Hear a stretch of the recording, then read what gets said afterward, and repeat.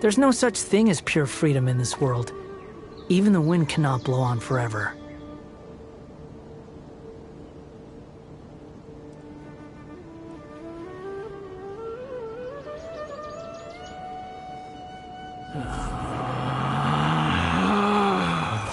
Relax.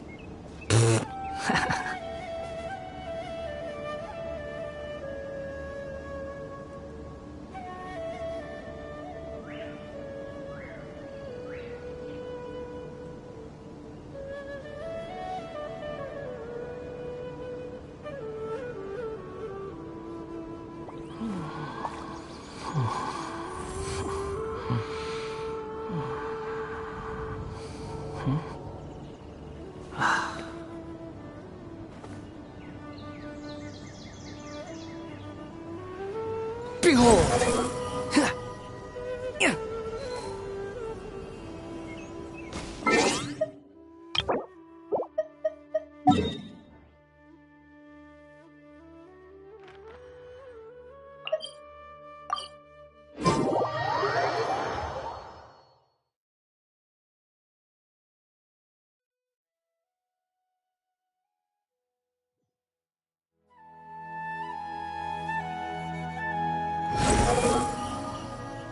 Search forth! Huh.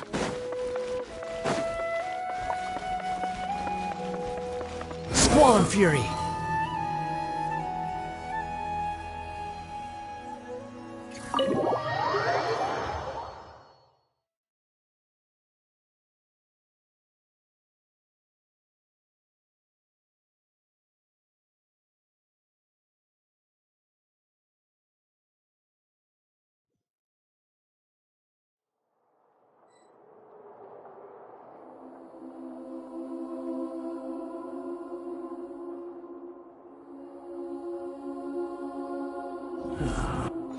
Behold!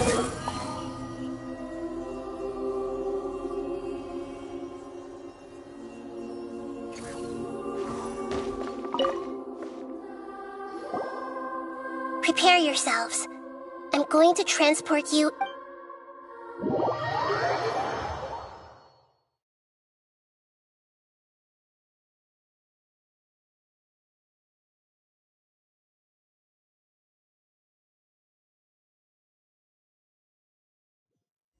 Wow, it looks pretty different here compared to last time. The colors are gentler. Guess that must be because Sumeru's at peace now.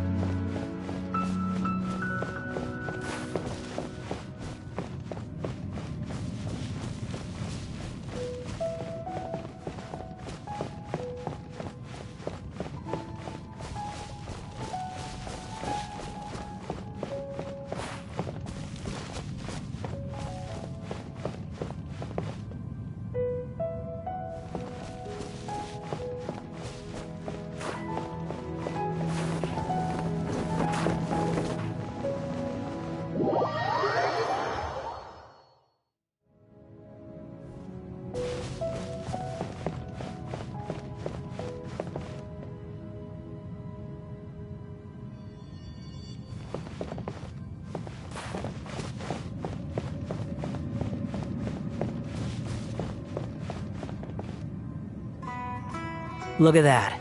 Hot on my heels. You know, you didn't have to cut your catch-up short just to keep me company. Oh. Shut your beak, jailbird! No way a prisoner gets to be so smug! I understand that prisoners have to put up with harassment from the guards. But right now, I'm on temporary release. So maybe you should think about backing off a little. Sounds like a successful rendezvous. I need to be quite clear about something. In a few moments, you'll be entering into the innermost region of Irminsul. It is an environment like no other, and the most important place in all of Sumeru. Unlike anywhere else, Irminsul's inner region consists exclusively of torrents of information. You must put aside your differences and be extremely careful as you navigate your way through.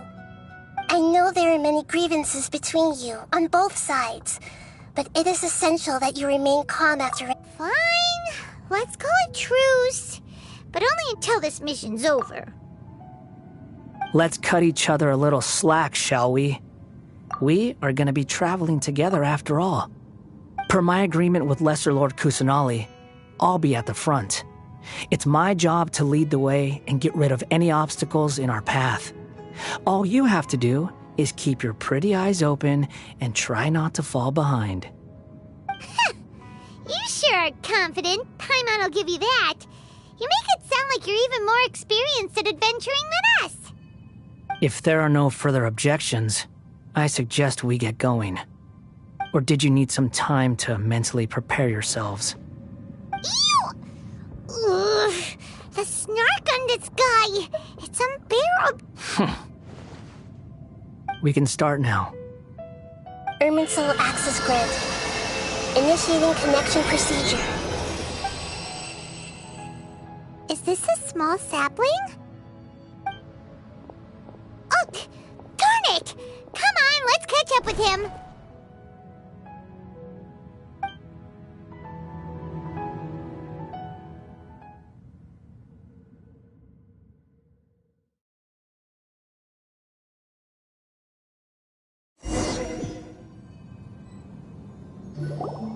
Wow! So this is the inside of Irminsul. Ooh, Paimon's never seen anything like this, and it feels like a sacred place. Irminsul is closely intertwined with the entirety of Tevat. Every bit of information flowing here means something. Pick your jaws up off the floor. It's time to go. Why is it that Paimon just wants to do the opposite of everything he says? Lesser Lord Kusanali, we will now proceed to the heart of Irminsul. Can you still sense where the heart of Irminsul is? Yes. Permission to begin searching for information there? Permission granted. Go ahead. Let's go. Stay close. Don't go running off. Hey, so, say we did go running off in here. What would happen?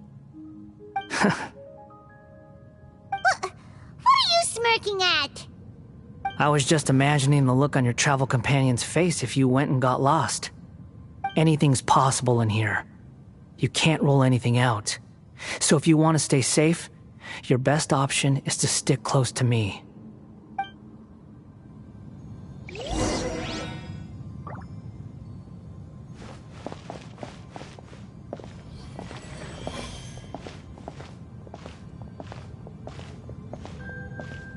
These sapling things have spread out.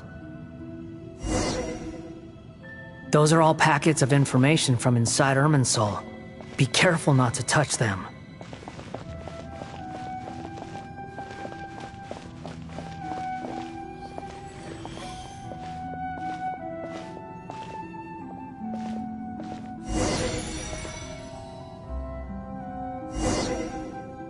It looks the same in every direction.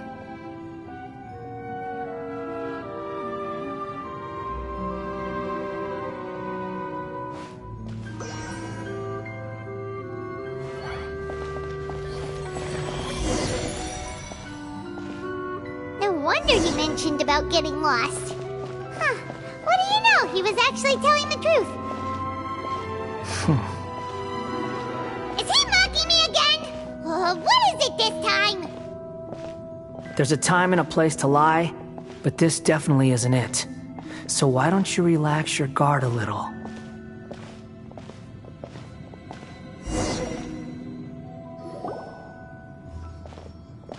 We're here.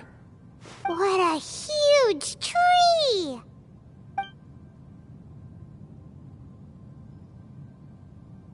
Lesser Lord Kusanali. Good, you made it. Are you ready? Ready when you are. Then please begin. Preparing to access cognitive currents. Establishing waypoint. The Balladier's actually doing what Nahida tells him. Guess he must want to stay alive.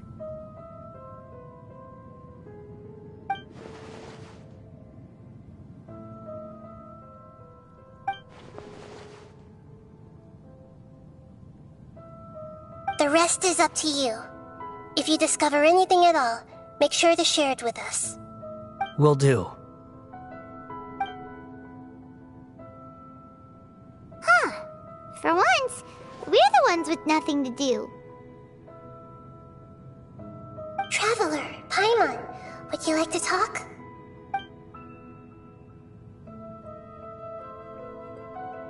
Yes, I've also invited Paimon to join. What the? We can talk to each other inside our heads?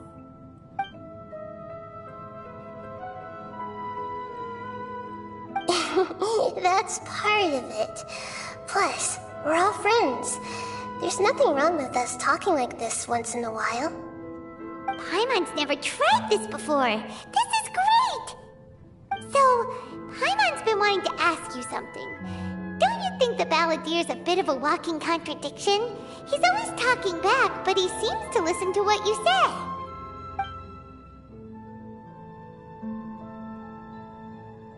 As I've told you before, there are still some mysteries for him to resolve. Things that are clear as day to me, but that he has yet to understand. Perhaps today will be the day that he finds some answers.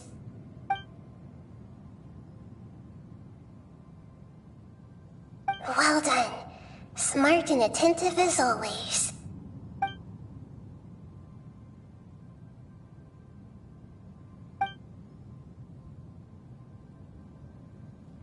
So, you made contact with that part of his mind. Well, it's true. Betrayal turned the Balladier into the person he is today. Huh. Paimon thought nothing could get under that guy's skin. Turns out, he can get hurt and angry just like anyone else. Everyone has a history, Paimon. Even if you're a puppet created by the Electro Archon. Speaking of puppets, we ran into two people at the Academia today talking about an essay. Turns out their topic was about the Tatarasuna incident. Nahida, do you know anything about that? If you mean the mysterious events, the Kabuki Mono and so on, yes. I know about all of that. Really? Because from what they were saying, it sounded like lots of Tatarasuna's history is still unexplained. And most of the information we have now is just from people filling the gaps with their imagination. At least that's what they thought.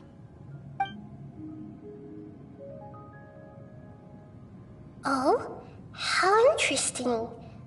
Those two managed to deduce quite a lot through guesswork alone.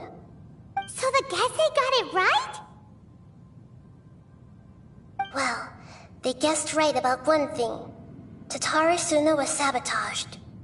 Must be a riveting conversation you three are having. Funny how all the good ones happen when I'm not involved.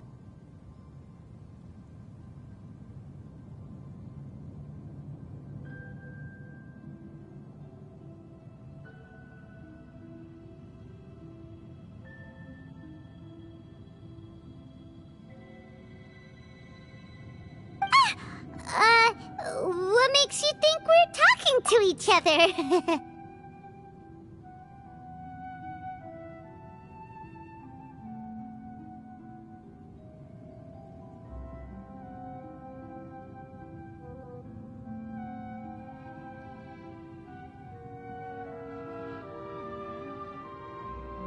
Don't insult me. You're having a private conversation without me.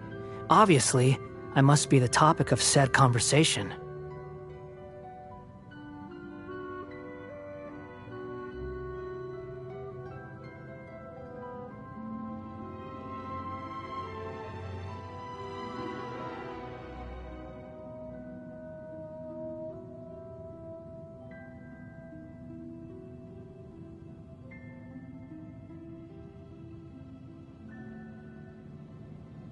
Of course you do. You can't have your prisoner knowing too much.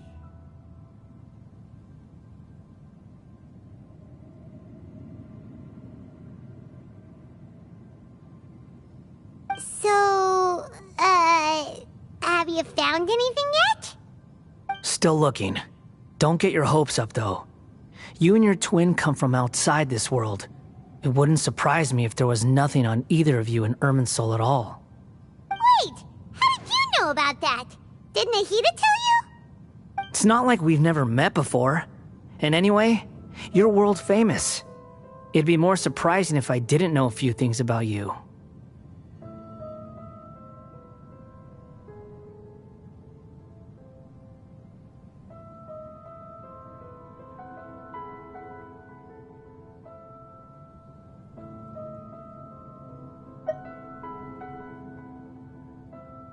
Right now, we have to keep the peace. I'm not interested in creating more misery for myself, and making cordial conversation is something I can manage. Huh? Wait. This light.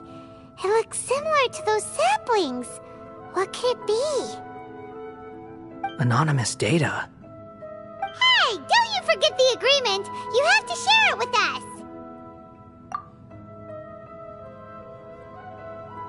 Shh. Just wait.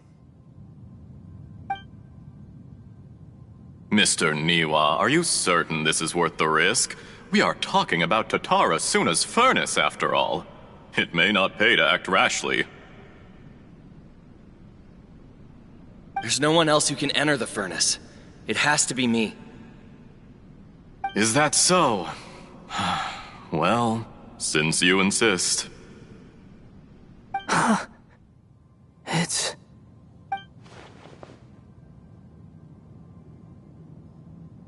Whoa!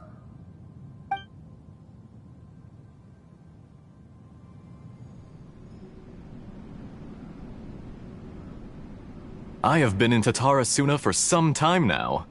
You have shown me great hospitality, as has Mikoshi Nagamasa, and indeed, everyone else. Under your leadership, Tatara Suna is a warm, welcoming place, like a giant village. People are gainfully employed, their lives have purpose, they are motivated. As I understand, the Raiden Shogun has, in recent years, eliminated much of the evil that plagued Inazuma. As for Tatara Suna, it was originally established as a means of safely disposing crystal marrow. The forging industry with crystal marrow as a raw material has since flourished, giving rise to generations of swordsmiths. Some world-renowned, others unknown, all passing on their legacy. Skills, blood, dreams. Every smith brought into this trade looks to find their purpose between steel and blade. That is why you accepted the proposal brought to you by myself and Akame. Yes, well, were it not for you coming to Inazuma and happening to make Akame's acquaintance, the two of you never would have joined forces. And he would be the first to admit that there's no way he could have revolutionized our forging process like this on his own. At least not on the same timescale. You allowed Akame to take all the credit for a method that you jointly developed. He sold it to me, and now every piece of ore here is smelted using the new technique. Even now, you remain one of Tatara Suna's key consultants, working right here alongside us. I believe it is you, sir, who are truly responsible for the changes in our manufacturing and forging methods. You flatter me. From the outset, I saw much that was commendable in the forging industry of Inazuma. and it has been my great honor to befriend you all. So you say, Escher. But is this really the truth? My good sir, what do you mean? I tried to resist thinking it was all connected. Because I didn't want to speculate. And I didn't want to believe that things could turn out this way. What have we gained from adopting your new technology? Ominous black smoke? Mounting production problems? Worker fatigue and casualties are up and continuing to rise at an alarming rate. And recently, as you well know, someone died because of that strange filth inside the furnace. We've kept the truth from spreading outside, but still, I suspect you understand it better than I do. None of the people who went out to get help have come back. Now, our mutual friend, the Kabuki Mono, is taking the Golden Feather to Narukami Island to seek an audience with Shogun. This is our last hope. But that doesn't faze you, does it, Escher? Nothing does. Otherwise, why would you still be standing there with that smile on your face? I'm just surprised that you finally chose to be so sincere. I'm sure you've been harboring these suspicions for quite some time. Mikoshi Nagamasa may have noticed that there was one common denominator among all these events. Namely you, Escher. But Mr. Mikoshi is more cautious than I. He does things by the book.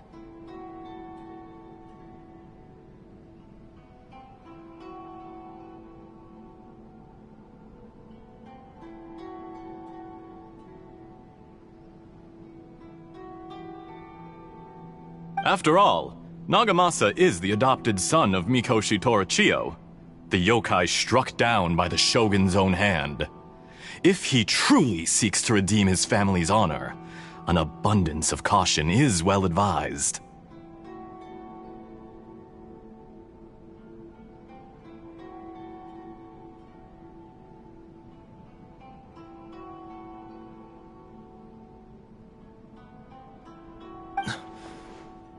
You're well informed on the subtleties of his situation for a mechanic all the way from Fontaine. Are you sure you're not a little overqualified?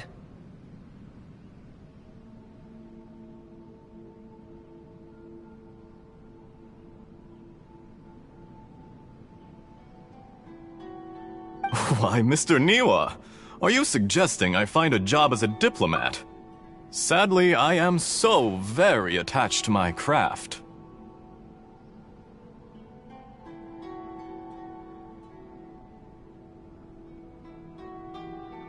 Enough, Escher. I'm here because an evil force is raging inside the furnace. And someone needs to take your new device inside the high-risk zone so we can absorb it and put an end to the problem. I'm in charge here. And I'm about to take some responsibility and head inside. Probably to my death. But what about you? What are you still doing here? Judging from the look in your eyes, you don't seem to trust me. Drop the act! We're past that now. Whoever you are, it looks like your plan to destroy Tatara Suna has worked. I just want to know what you're still doing here. What's left? Don't you have all your answers by now? Honestly, I'm just waiting for the right moment.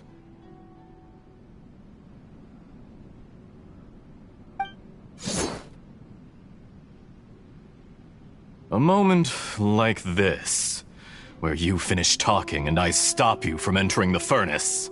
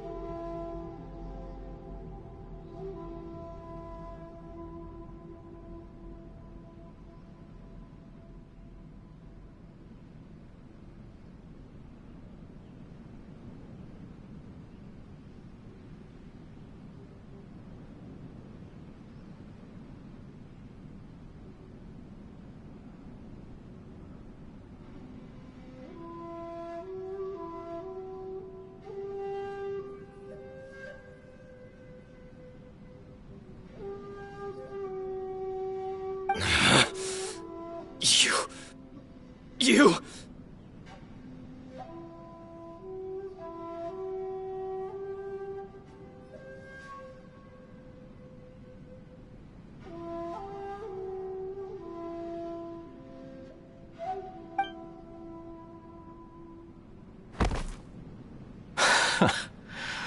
You're a little smarter than I initially gave you credit for. I thought I'd disguised myself exceptionally well, at least for the first few days. But to my surprise, you had your people look into my background right from the start.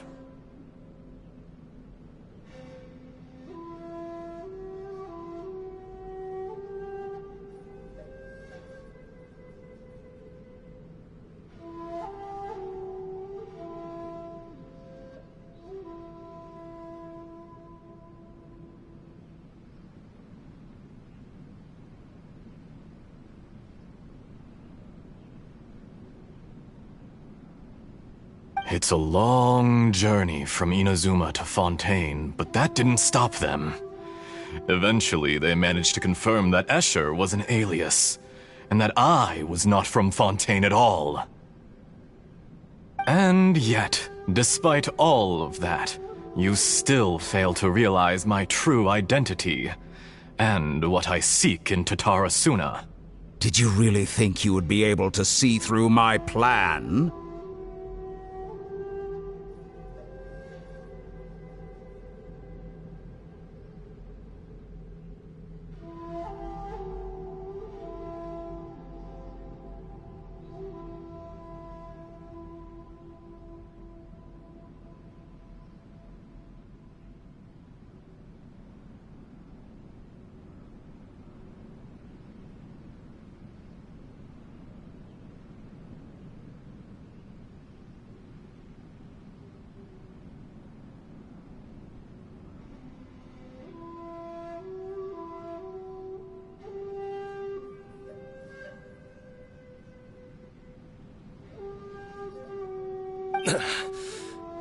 If you kill me, there's no one who can get inside the furnace.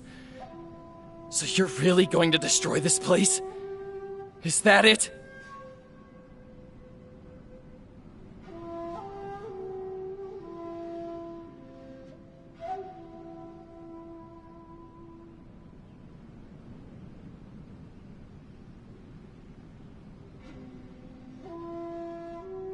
Oh, but you're quite wrong. There is one other person. Some may not see him as a person, but you told him yourself. You're not a puppet. You're a human. You're just missing a heart.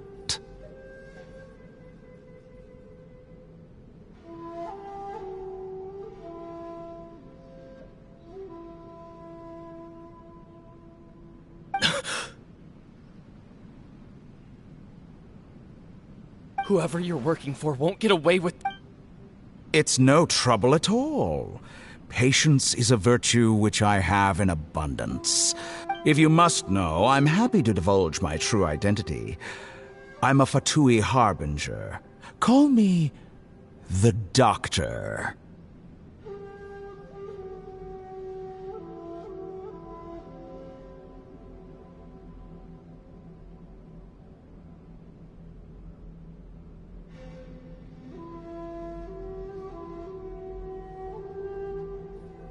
The Fatui?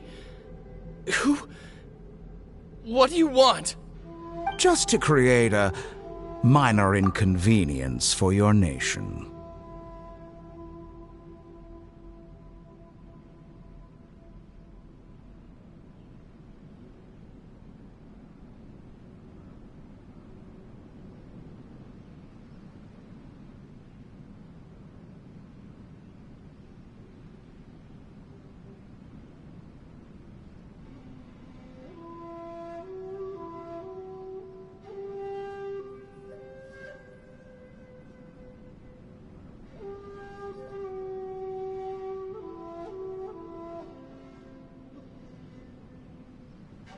That's it?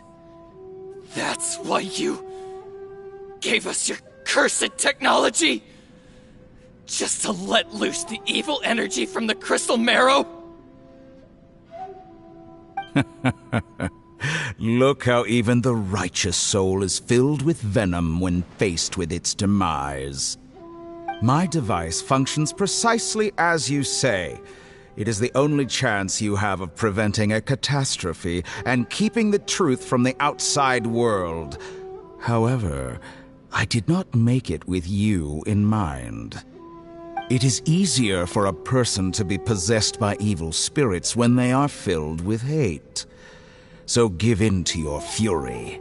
I want to see what happens when a malevolent heart is placed into an unsuspecting puppet.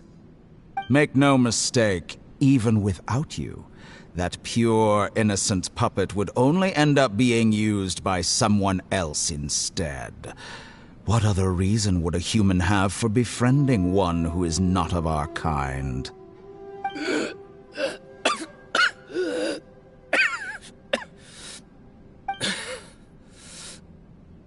If you give him my heart, tell him that both Nagamasa and I see him as one of us. He has nothing to prove to anyone. Because not everyone just wants to use other people.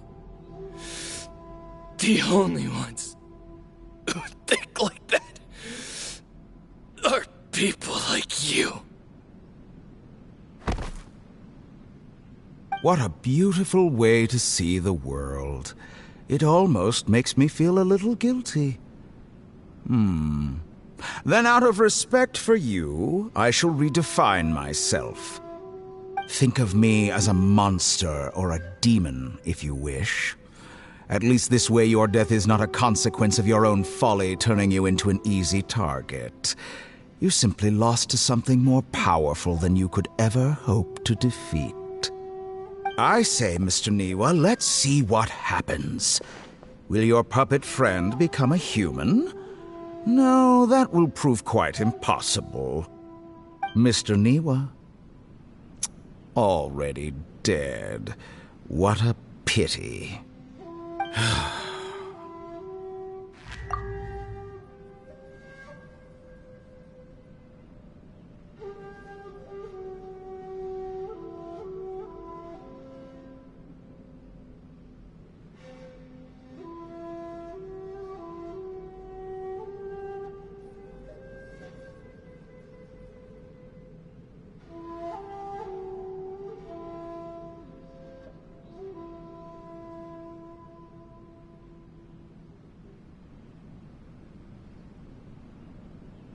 Jester, I have completed the task you gave me, creating a gap and infiltrating Inazuma's inner workings. What fun it was.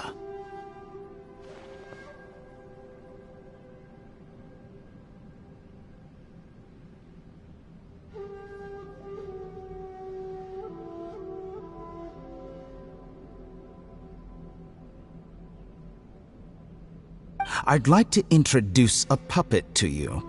If he proves useful, let's make him our newest comrade.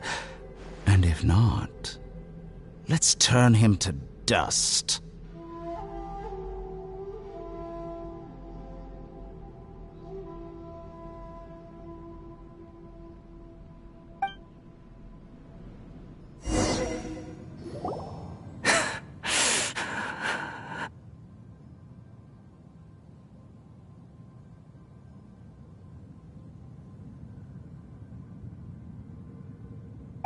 Hey, are you alright?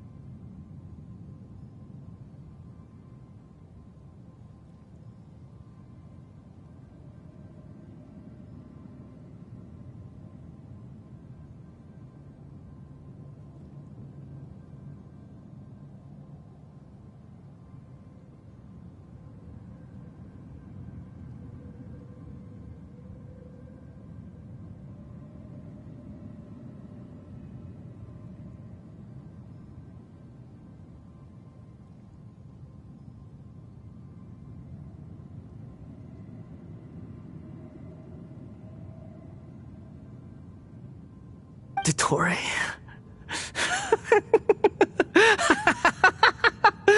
Dottore!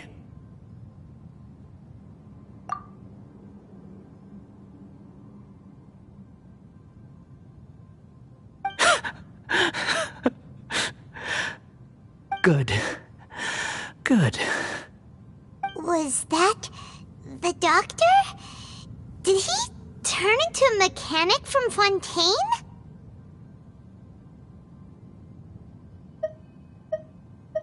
But why did we see things from his perspective? When I touched the doctor to confirm whether he'd eliminated all his segments, I read this memory in his mind. You have to admit, it must be the truth. Maybe so, but it means nothing. Does it? But this memory shows that Niwa didn't betray you. He never meant for you to be the one to take the device into the furnace. You know very well what that means. Even more so than I.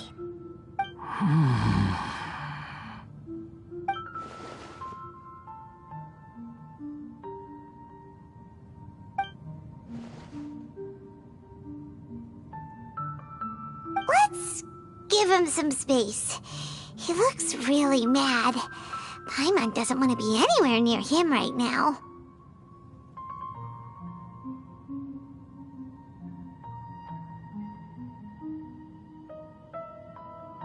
We need to give him some time to process his emotions. Paimon's still confused about the Tatarasuna incident. So, the doctor was behind it, but why has that gotten him so worked up? Nobody has ever deceived you like that, Paimon. It's natural that you find it difficult to understand. Perhaps he needed to learn this someday. So now you have the complete picture. Katsuragi took the Kabuki Mono to live with the people of Tatarasuna. Later, the doctor showed up, disguised as a mechanic from Fontaine. And that's when the trouble began. It was all a horrific experiment planned by the doctor. Everything he did was just to plant seeds of disaster in Inazuma that would bear fruit in the future. Of all the unwitting participants in the doctor's experiment, the balladeer became the main test subject. After the events you just saw in that memory, the doctor put Niwa's heart into the device and handed it to the balladeer. Then, he instructed him to enter the furnace and absorb all the filth caused by the smelting process. The load was far beyond what he expected, but the balladeer survived.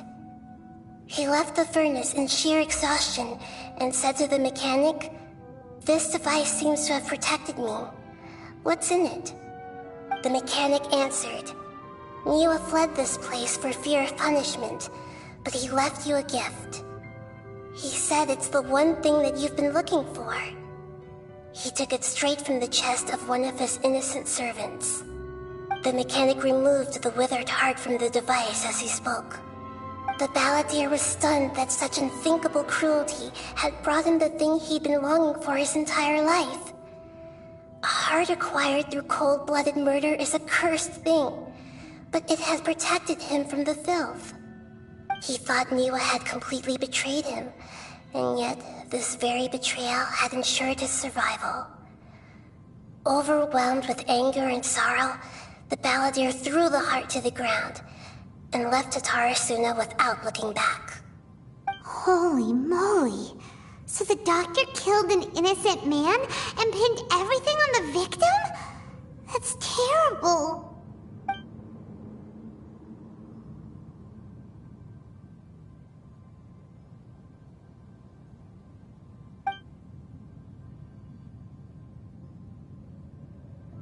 Yes. Only if he understands this can he choose a new path forward. Dottore, you brazen-faced... Niwa didn't run from justice. You killed him.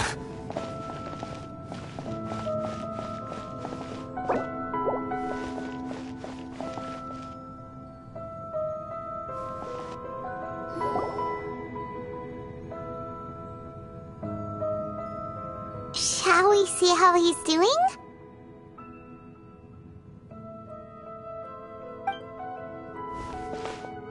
Hey, you alright?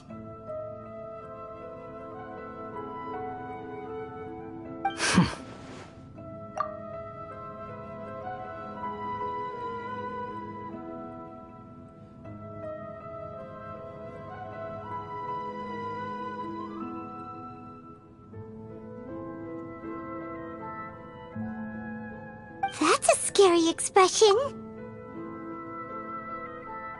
Are you worried about me? If we didn't have such a history, I'd almost think that qualifies me to be your friend. It won't. I'll keep my end of the deal. Hey, are you investigating the stuff we want to know about?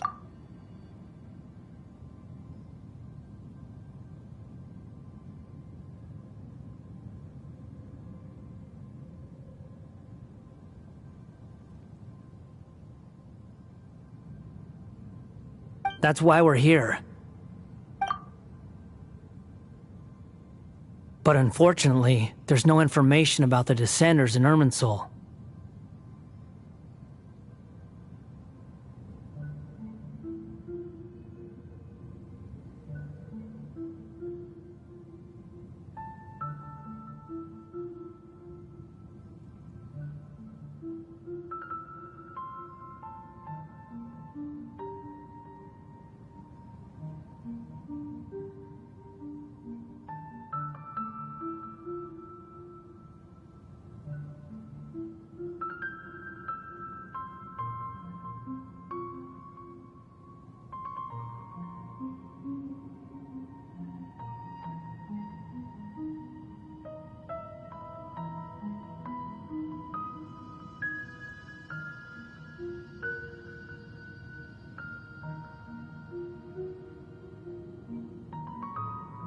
Even if you can't find anything, that seems to confirm it.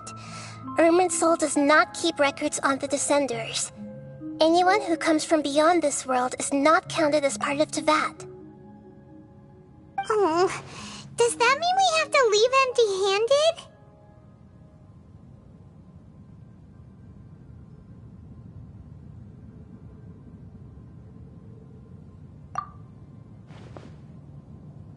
Don't thank me just yet. You look really upset. Well, since Irminsul was a dead end, I guess I can share some other info that might interest you. Huh?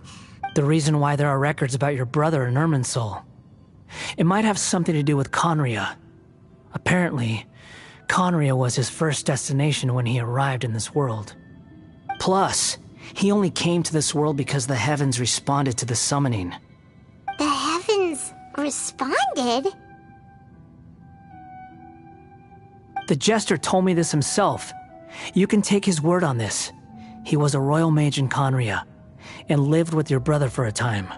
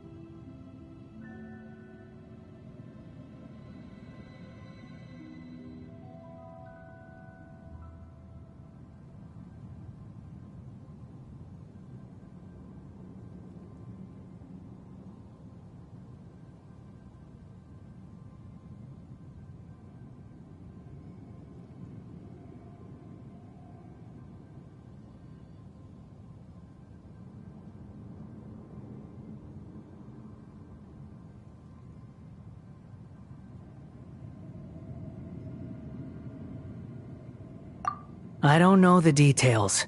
It's up to you whether you want to believe me. All I can say is, I wouldn't lie to you about this. Did you get all that, Lesser Lord Kusanali? Yes. Astonishing news. Does this info count towards my mission? It wasn't from Irminsul, but was it valuable? Very valuable. Good. In that case, I'll take some time for myself now. Huh? What have you done? Lesser Lord Kusanali was right. My power's all but completely spent. Even if I use all of the divine power left in me, I can't sustain this shield for very long. I shared a secret with you, and now you owe me. So in return, I'd like you to answer a question for me.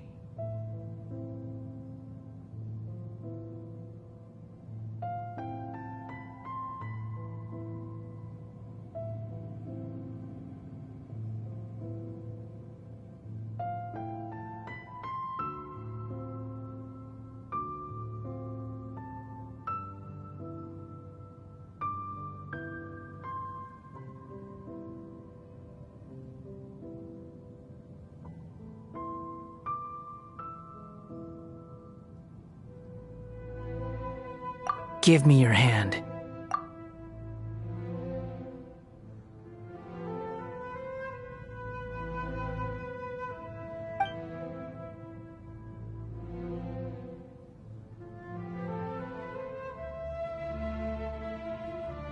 Can you hear my voice inside your head?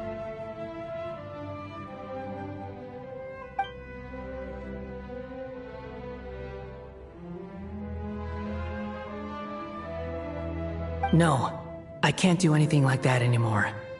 At most, all I can do is exchange a few words with you.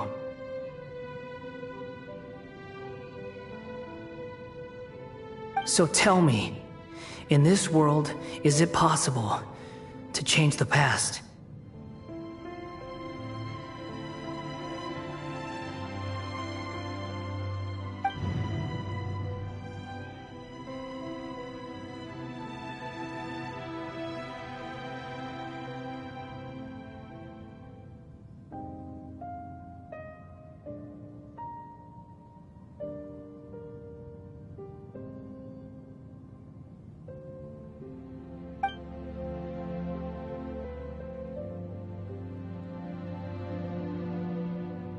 Done. Huh? What the? What happened? Paimon only saw you hold hands for a second.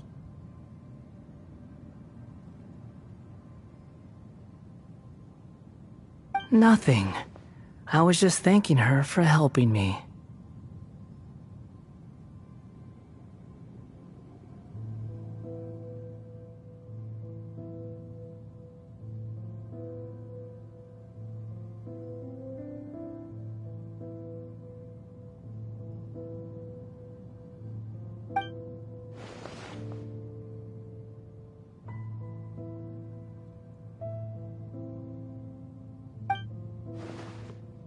So long. I suggest you get yourselves out of here quickly. Where are you going? Hey, wait up! Didn't you say not to go running off? Fast reaction time. But I don't think we'll be seeing each other again. From this day forth, the names Balladeer and Kabukimono will cease to exist. Those who died in Tatarasuna because of me deserve another chance at life. Hey, Balladeer! Don't do anything stupid! You know, I never did like insects. Hordes of the puny things swarming together can be a real nuisance. And I enjoy nothing more than to stamp them out like the pests they are. But if a colony of harmless ants isn't threatening anyone, I guess they deserve to be left alone. Luckily, everything can be set right. It's time to solve this once and for all. Balladeer! Balladeer! Uh-oh, he disappeared. Come on, we gotta find him somehow.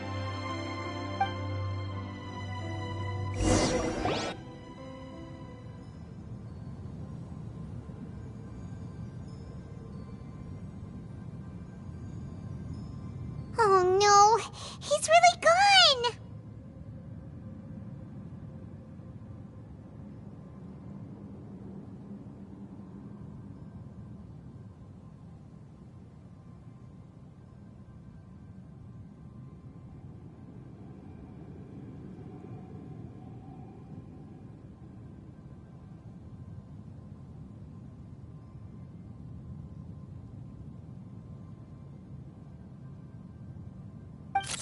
Oh, can you hear me?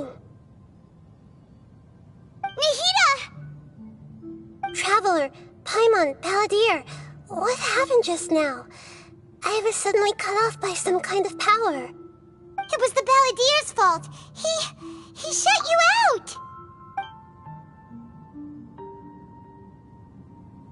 I didn't think he'd be capable of something like that with so little power left. Did he keep some of his power hidden when he was defeated?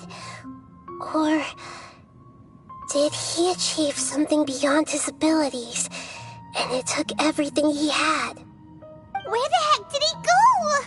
Ugh, it's all our fault. We were supposed to keep an eye on him. Sorry, Nahida. Don't be. It's not your fault. Please, let me handle this from here, even though I'm not sure I can solve it. We're running out of time. Follow my lead and get out of Irminsul as soon as possible.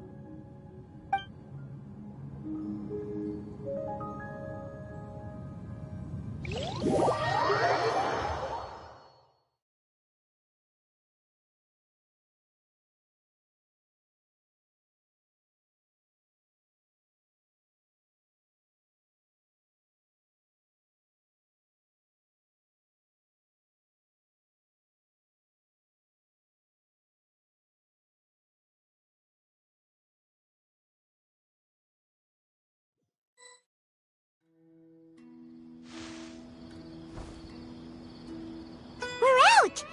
And we're at, an inn or something? This is an emergency. I'll have to ask you to stay here for now. Everything's arranged, and nobody will disturb you.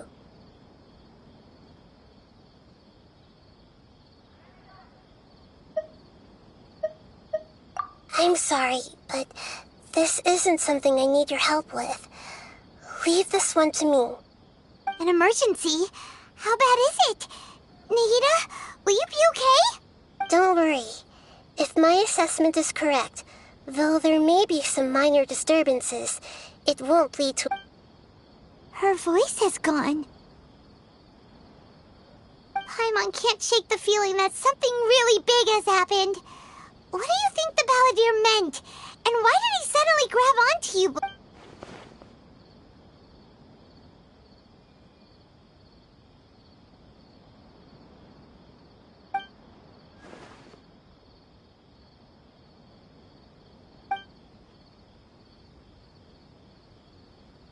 He wants to change the past?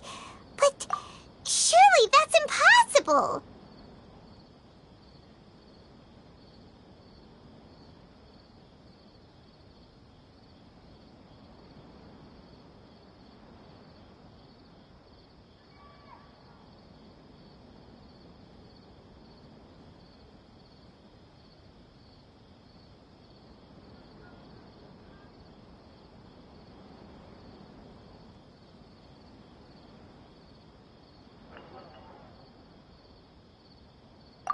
Right!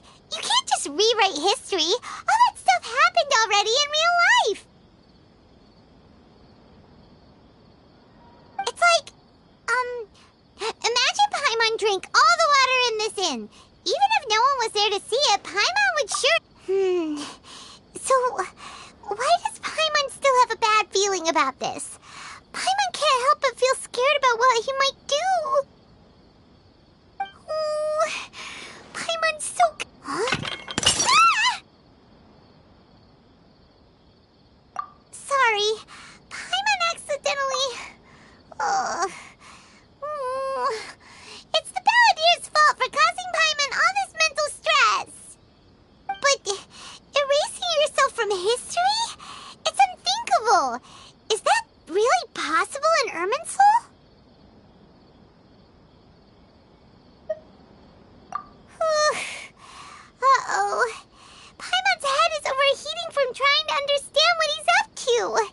and it's still not working. Ugh!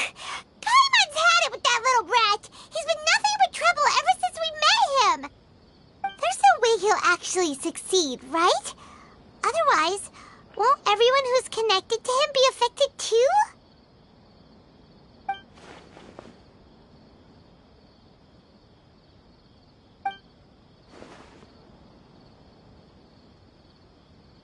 There's nothing we can do about it at this point. Hey, have you got any ideas on what we should do next? Seems like now there's nothing left for us to do but to go to sleep. But Paimon's still so worried. Paimon won't be able to sleep a wink tonight.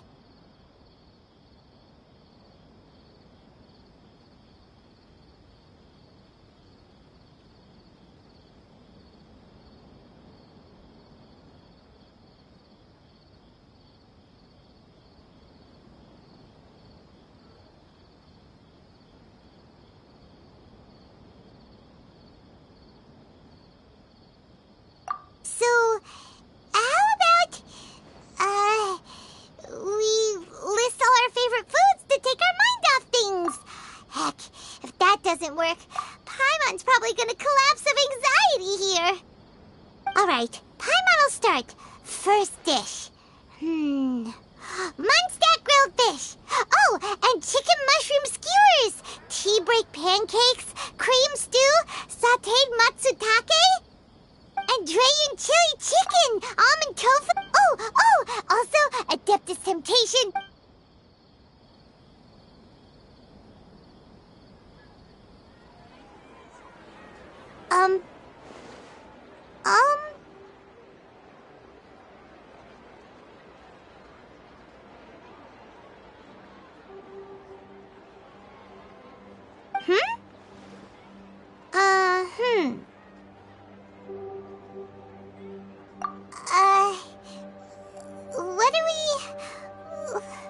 What was Paimon supposed to be doing just now?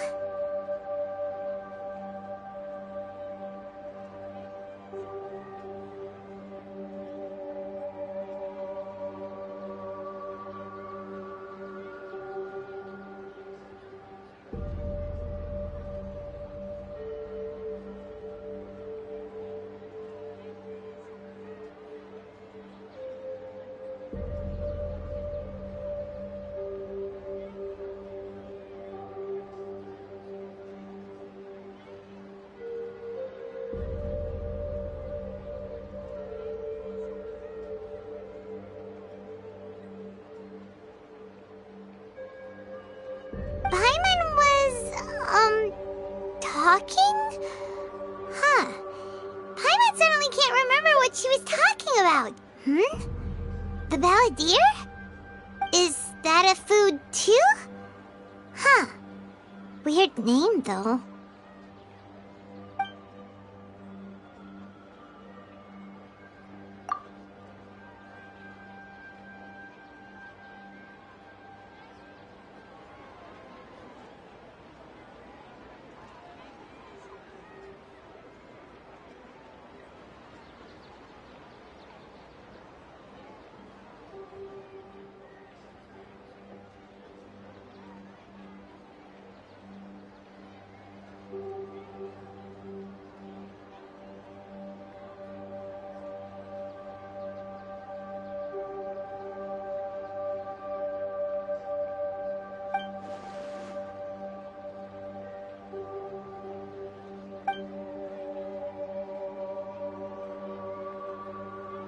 What's wrong?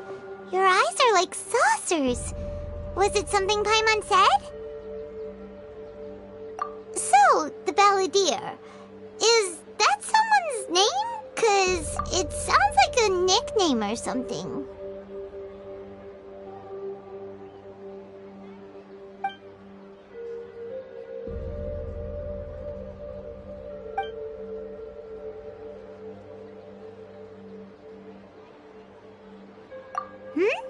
Okay, sure. Where are we going? Huh? Fine by Paimon, but is everything okay? You're acting like this is an emergency.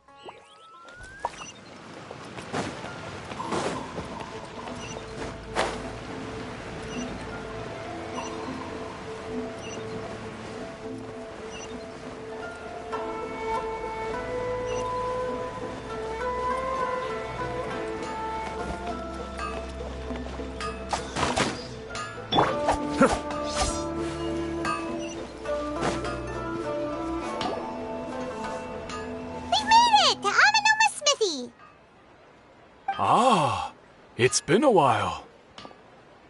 Of course. Go ahead.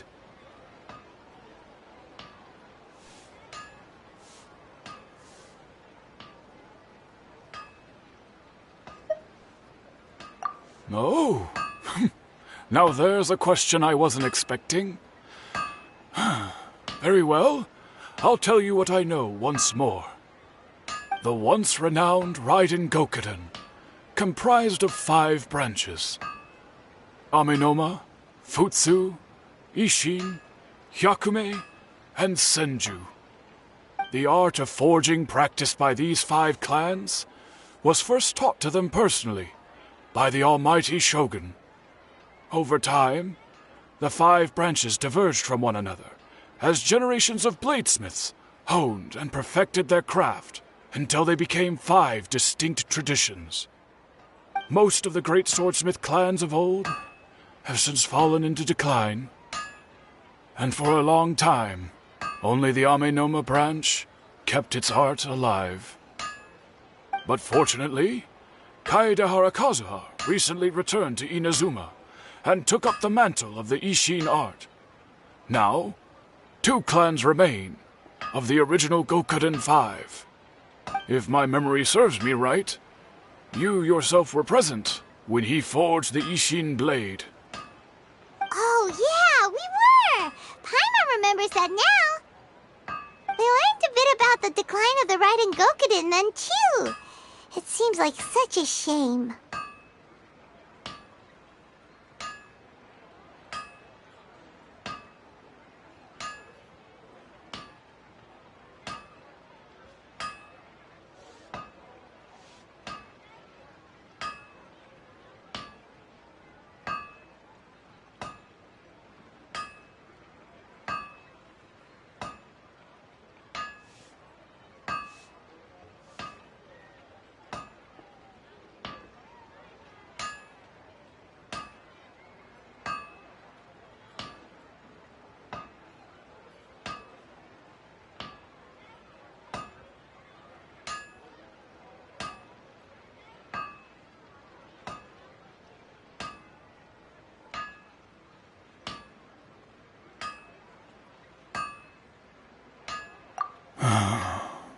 That, my friends, is a tragic tale indeed.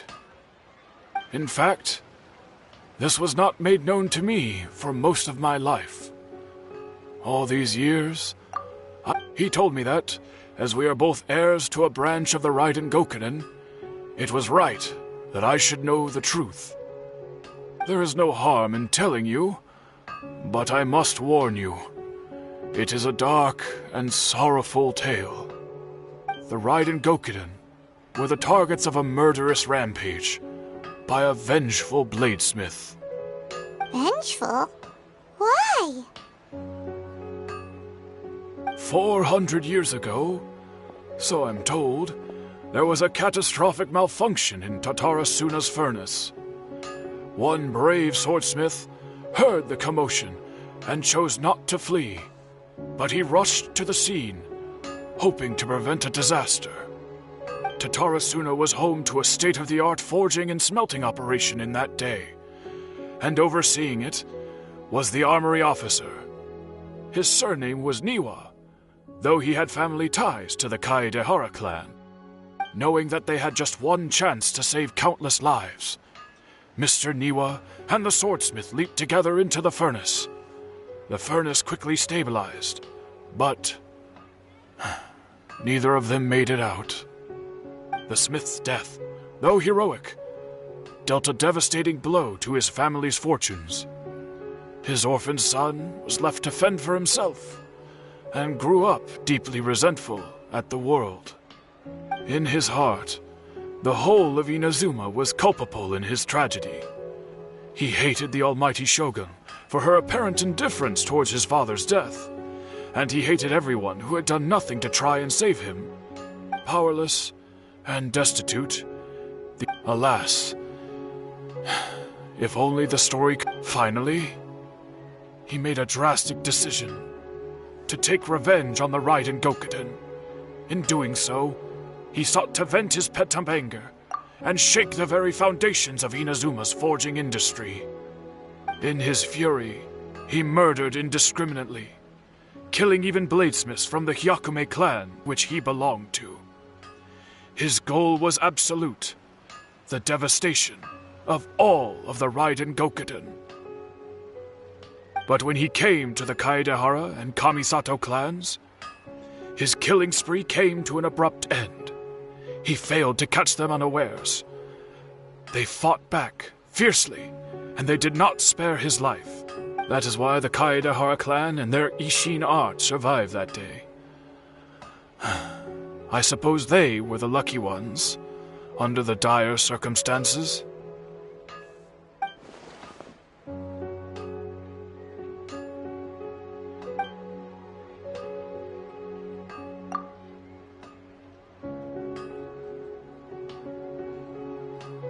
Was there anything else you wanted to ask? Kazuha? Why, yes. Just yesterday, in fact. We spoke for a while over some tea. He seemed well.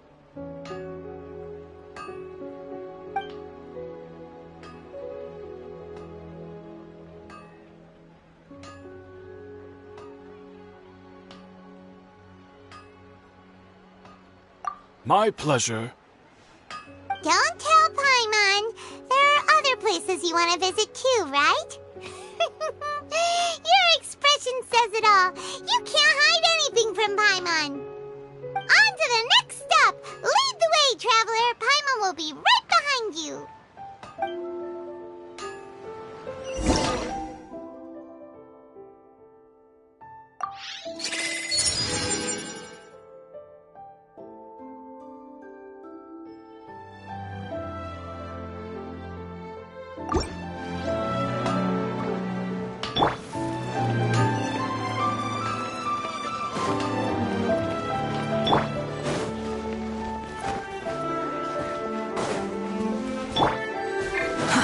Too slow.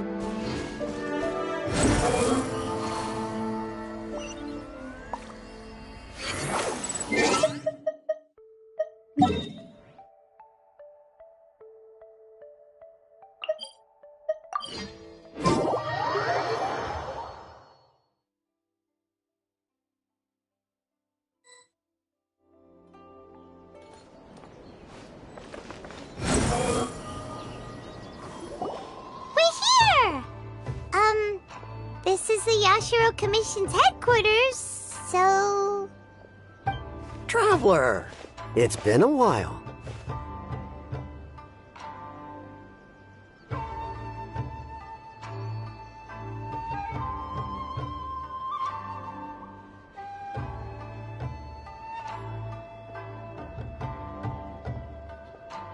If you're looking for the Commissioner and Miss Kamisato, I'm afraid your timing is unfortunate. They're not here right now.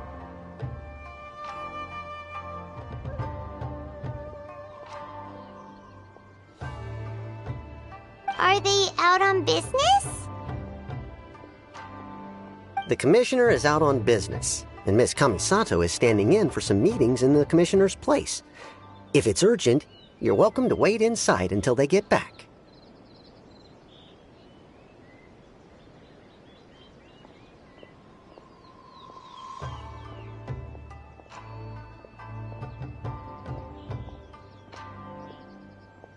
What do you think? Shall we go in? If it were anyone else, I couldn't allow it. But seeing as you're so close with the Commissioner and Miss Kamisato, I think it should be okay.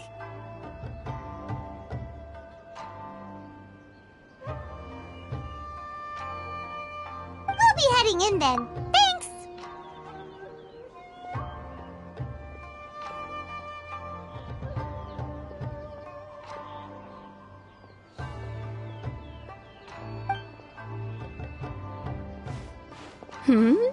Hello, dears. Is there something you want to say?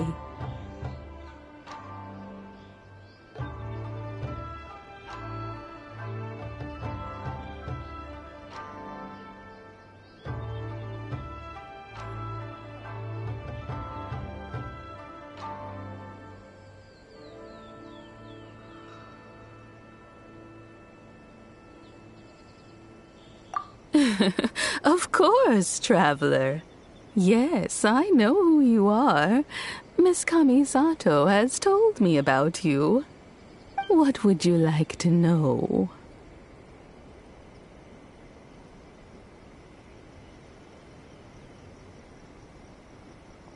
Oh, they're both very well indeed. Lately, Miss Kamisato has been rather busy attending all kinds of meetings and occasionally paying visits to some local organizations on the Commissioner's behalf. As for the Commissioner himself, well, you know, busy as ever. That much hasn't changed. Although he does seem to be in a rather good mood these days.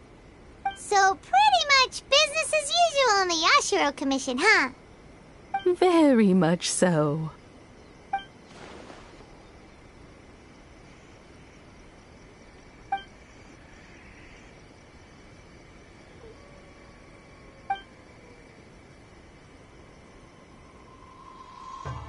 Well, got any more questions?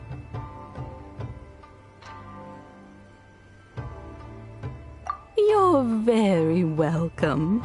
In fact, I would love nothing more than for you to come and visit more often.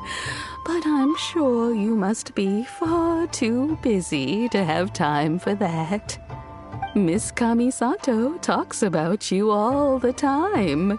She seems so thrilled to have you as a friend, and she's always saying how talented you are and how much she admires you. I must say, many things in Inazuma seem to have taken a turn for the better. Alright, goodbye for now. Where are we going next? Great! Goodbye, ma'am! Don't worry, we'll... All right, then. Take care now. Oh, are you two leaving already? Yep! Everything's taken care of now. Don't worry. Very well. Safe travels.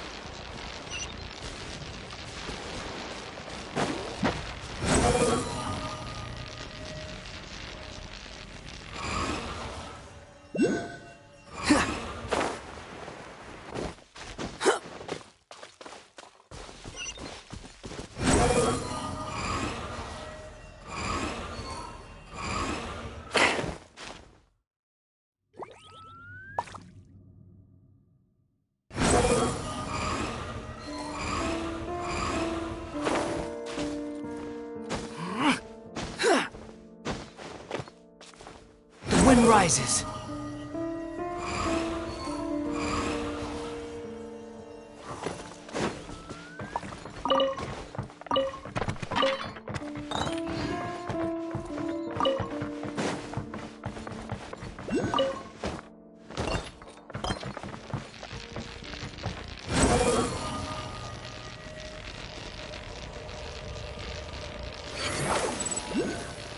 Surge forth!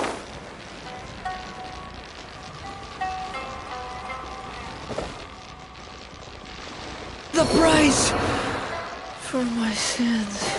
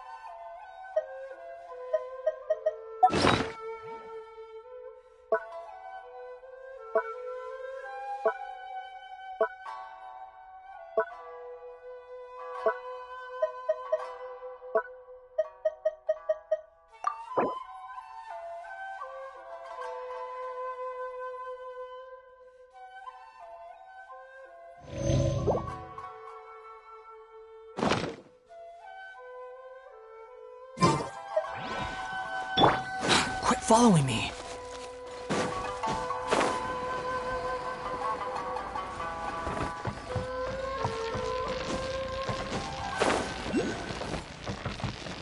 Behold!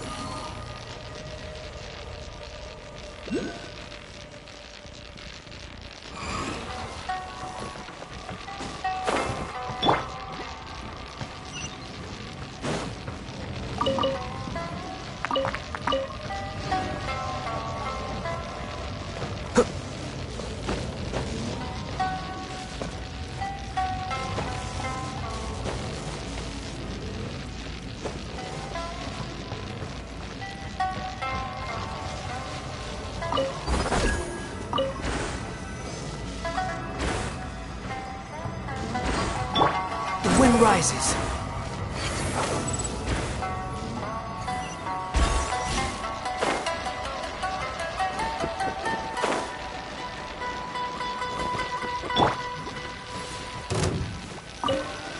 My pretty.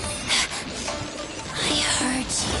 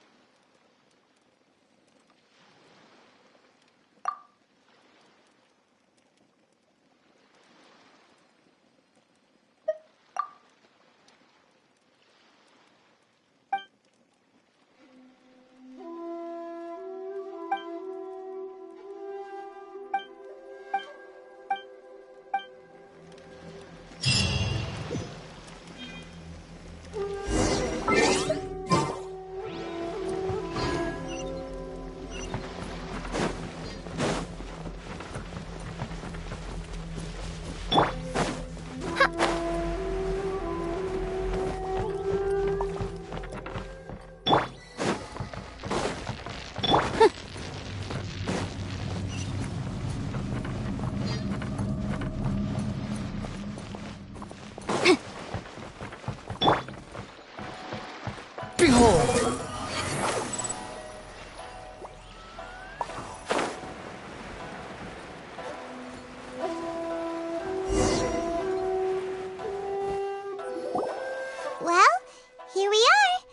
Do my eyes deceive me, or is that the Traveler and Paimon? Xavier? What are you doing here? I was in the general area, and now I'm in this specific area. There, that's me. So what about you two? We have some questions and thought you might be able to help. Certainly do. I've researched the furnace here in some depth. If there's anything you want to know, just ask away. Like the back of my hand. Not only that, but I've met people in Inazuma whose families used to live in Tatarasuna years ago. They said it's all true. Oh, well, it's a long story. I'm told that its history is one of the most foremost forging and smelting operations in the nation. Goes back around 1,000 years. Still... A couple? When exactly? One was just in the last few years, the other was several hundred years ago. A fun fact, they say he was a mechanic. Hey, weren't you gonna ask Xavier something about the Oh, I didn't realize you two were here for a history lesson. Me neither. Paimon doesn't know what's gotten into this one today. What brought this on? Did you just wake up today with a sudden burning desire for historical knowledge?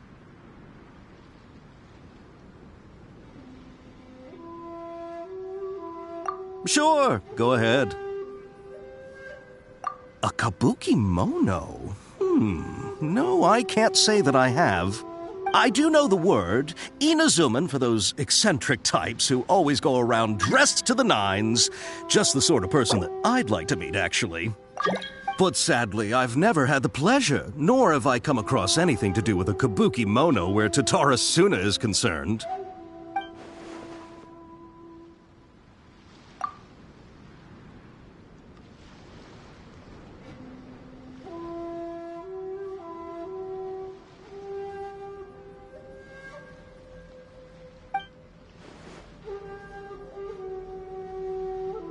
Of course! Don't mention it. Oh, we're leaving? Okay, bye, Xavier. Oh, you're most welcome. More than happy to help. Farewell. Looks like you got all the information you're looking for.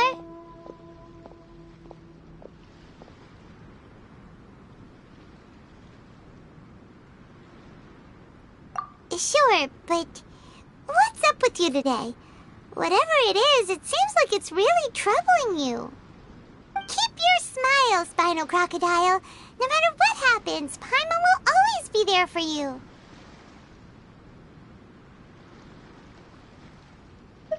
Hey, don't mention it.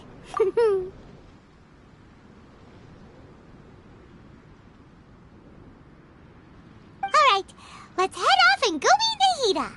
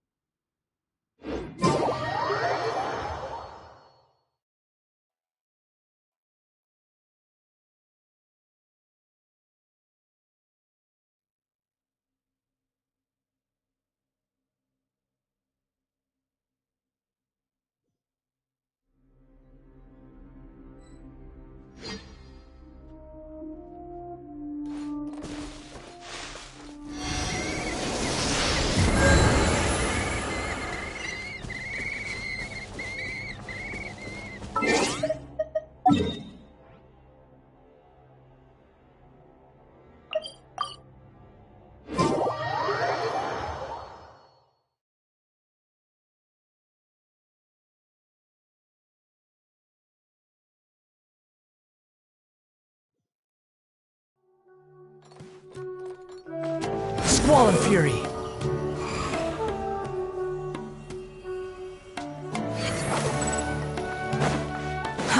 Too slow. Hey, it's them!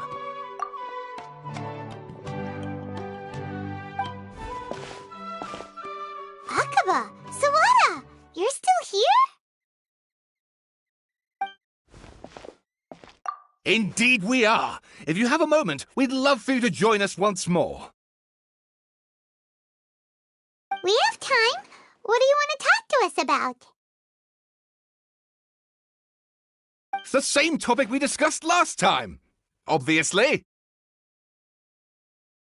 Still looking for more info about Tatarasuna, huh? Should we join them?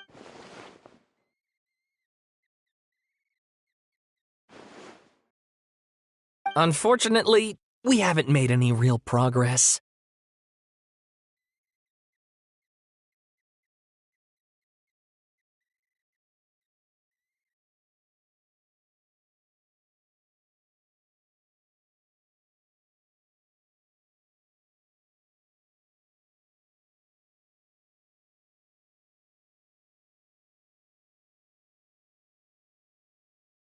Huh? Oh, of course.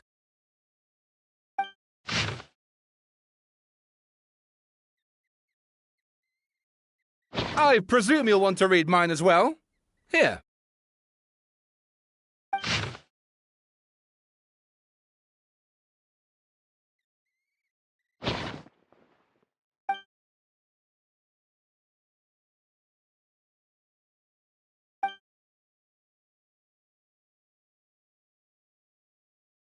Well, what do you think?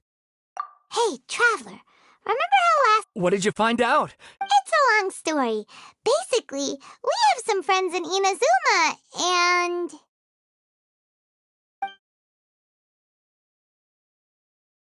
Wow, so many new details.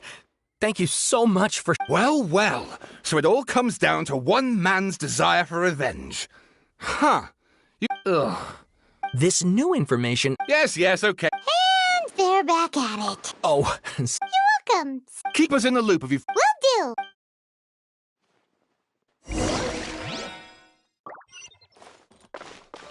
behold!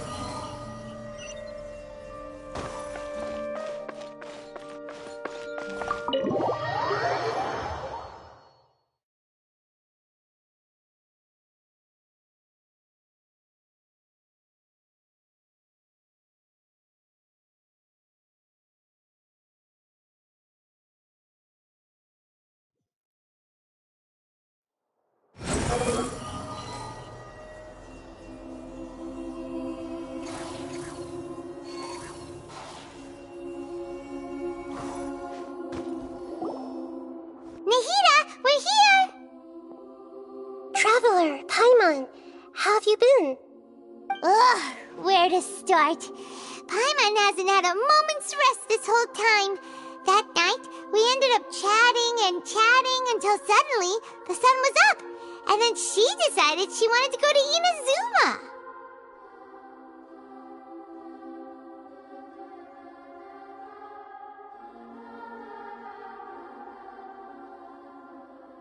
The Balladeer? It sounds like some kind of code name.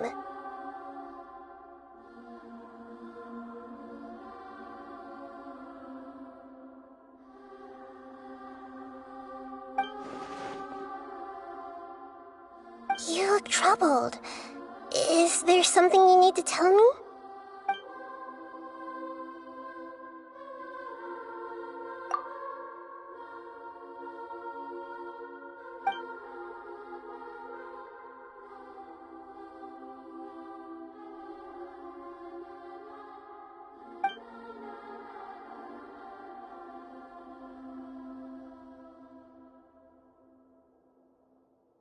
Traveler? Hey, what's wrong? You look so upset.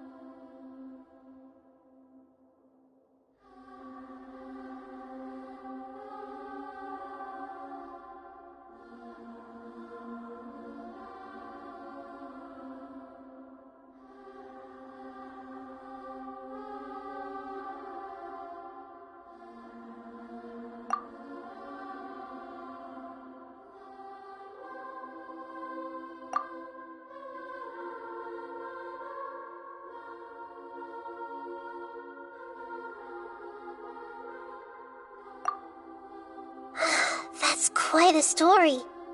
So, this puppet known as the Balladeer erased himself from Irminsul, hoping that he could change the past. But how was he even able to do that? As the traveler said, he very nearly became Sumeru's deity. Admittedly, I remember it a little differently. I don't recall finding anyone inside the machine after we defeated it.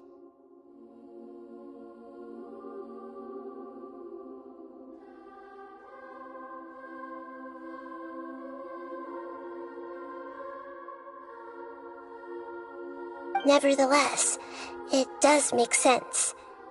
If someone were to successfully erase themselves from Irminsul, the world would change to reflect the new reality. So, you believe this person really existed, and we just don't remember him because... well, because he literally changed the world? Yes. Theoretically speaking, it is possible to do this. But I'm struggling to imagine the kind of person who would dare go through with it. The traveler comes from a world beyond Javat. That's why there's no information. So if there's anyone in the world capable... Paimon's having a hard time understanding this Balladeer guy's motivations. Why did he do it? I can only make inferences based on the information we've been given.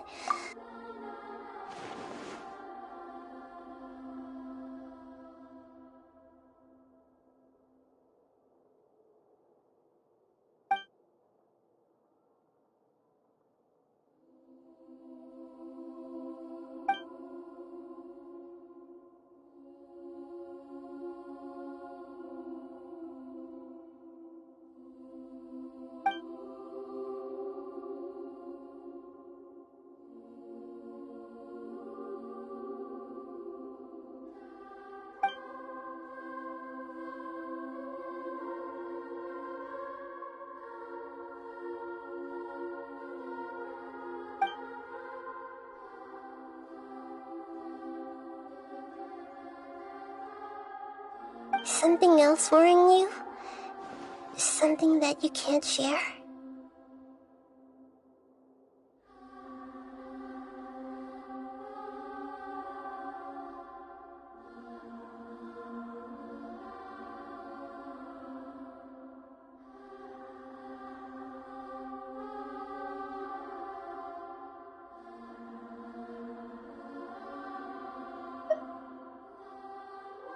It couldn't change the fate of the ones who had died, right?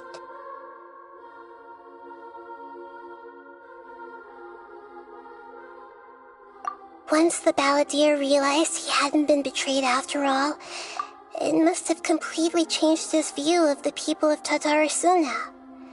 Now he saw them as friends again. He couldn't keep hating humans after that. And if he thought there was a chance he could save his old friends, it would be hard not to try. The story makes sense, every part of it. The Balladeer tried to achieve godhood with the doctor's help. He was unsuccessful, but retained the power to connect with Irminsul. That power then enabled him to change what was recorded in Irminsul and erase himself, even though he didn't have much strength left. Yeah, it does make sense, but it still ended in tragedy for his friends. It just feels so hopeless.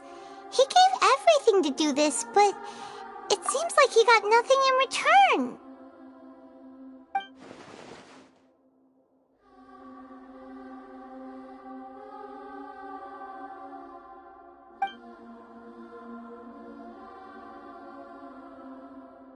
Please wait a moment.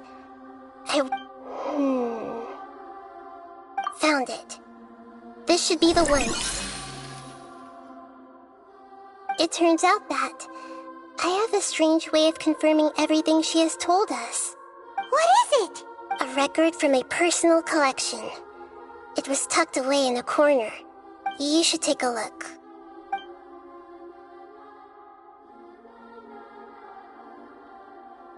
Is this a fairy tale? Who wrote it? I authored this record myself. Huh?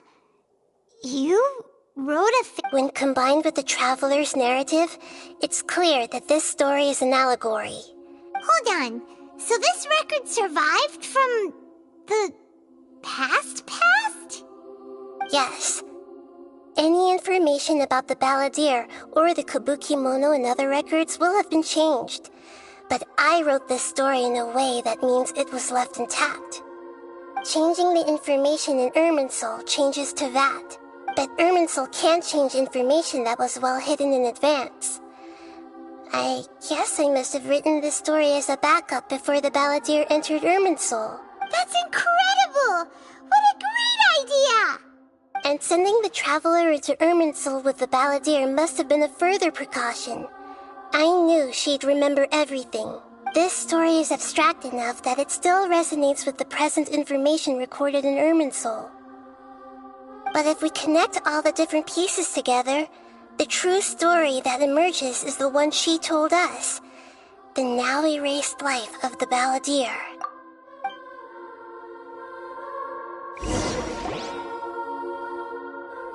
There was once a lone monster draped in fox fur.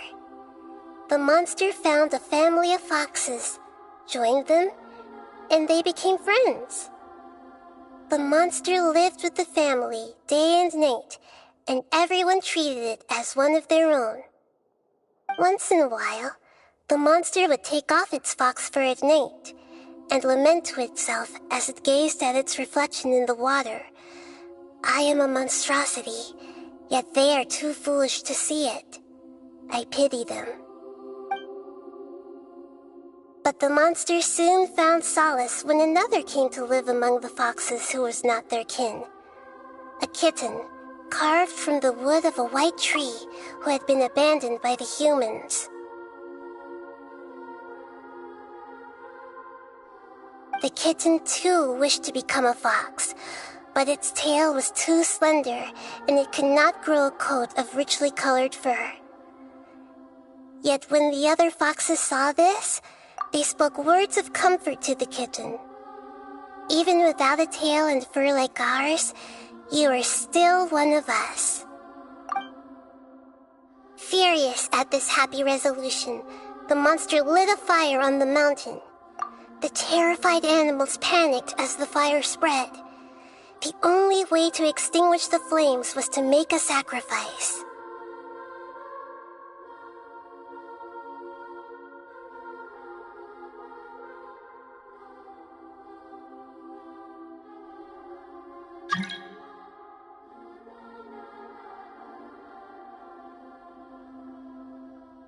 A gray fox stood up and addressed the monster. It said, "You are the cleverest among us. Surely you can help us find a way to solve this."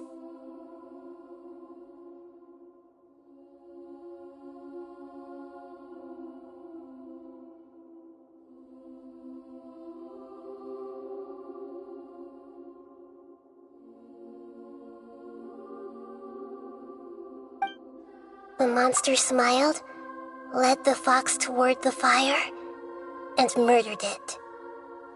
The gray fox's heart was turned into a beautiful drop of water, clear, spotless, and pure.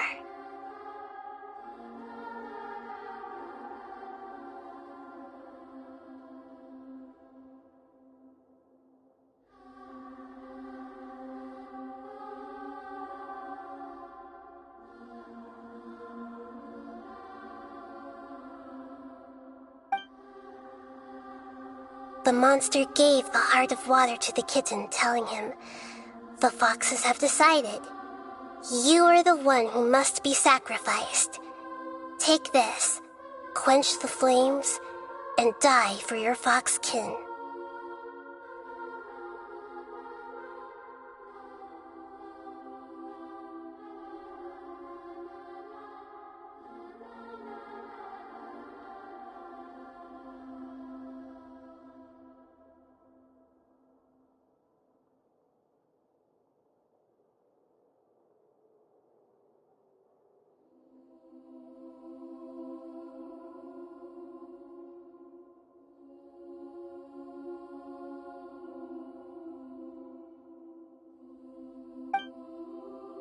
The fire was extinguished, but the kitten lived. It left that side of the mountain and found a little bird who had a broken wing.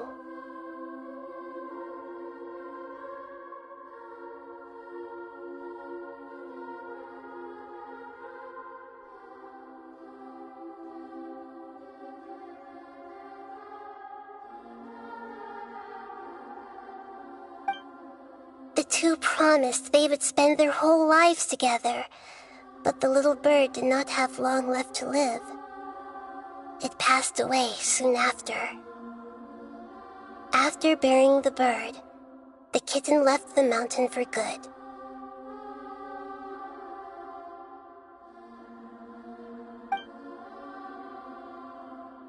Never again would it cherish a single creature, nor a single blade of grass that stood on that mountain. The kitten spent the nights wandering aimlessly, gnashing its teeth at the moon. How it wished to swallow the moon and devour the moonlight. If the world could only return to darkness, then it would finally be peaceful and content.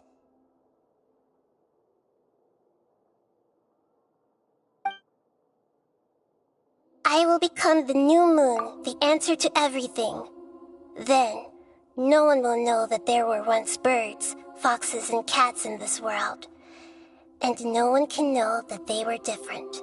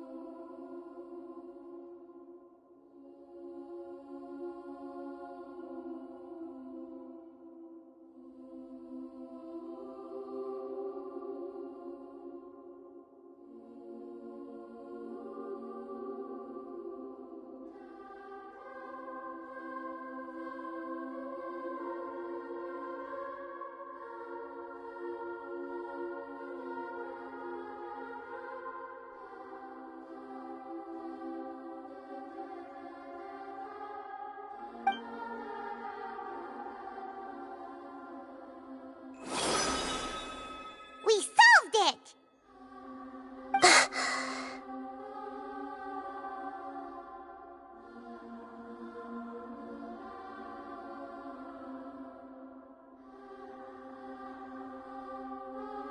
I remember now.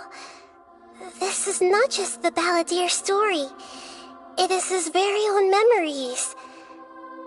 I made a backup so that it would be preserved no matter what happened. To become a god, he was experimented on and modified countless times. It was brutal torture, and the only reason he was able to survive is that he was a puppet. This memory was extracted from him by the scholars. Presumably, they kept it to have something to defend themselves with. Creating a deity was just the first step. Some of them wanted to be able to control it. That's why they backed up his memory for later use.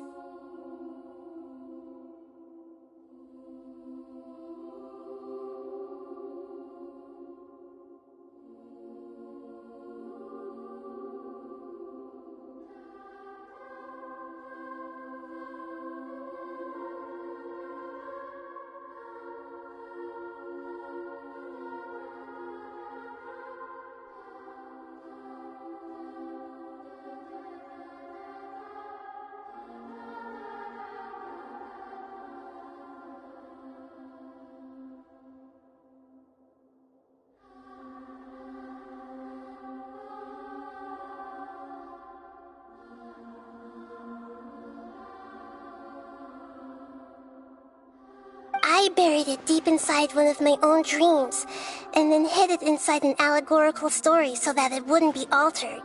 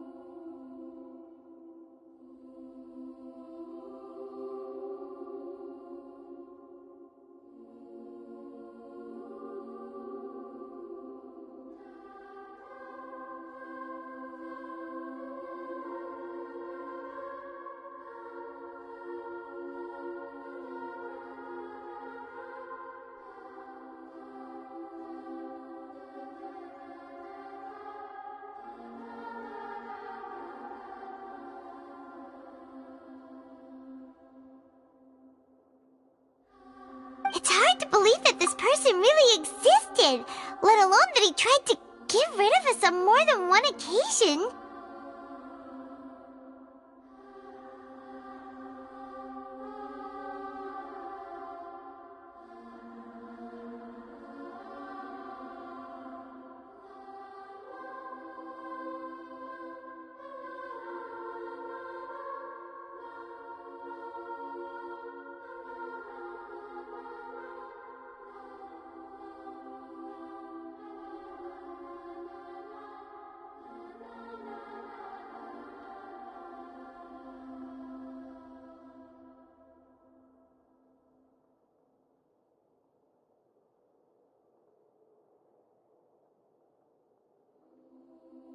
Paimon has no memory of him at all. He completely vanished like a puff of smoke.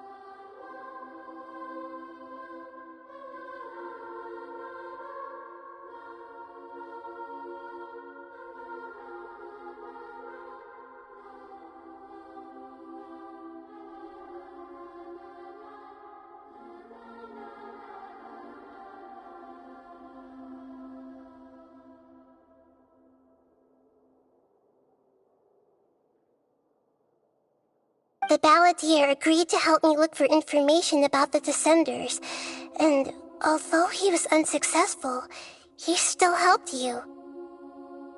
Before he vanished, he confirmed an important detail, that Conria was where your twin first came into this world. We still don't know how the change to Irminsul will affect the senior ranks of the Fatui, but in all likelihood, they won't even remember their own Harbinger.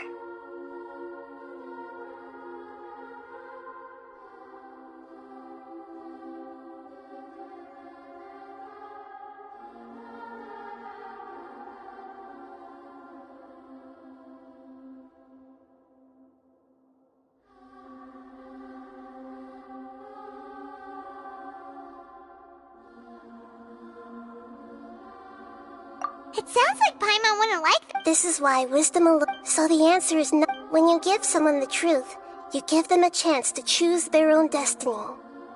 To others looking on, This may seem like a pointless endeavor, but for him, the chance to act on his desire to disappear must have meant a lot.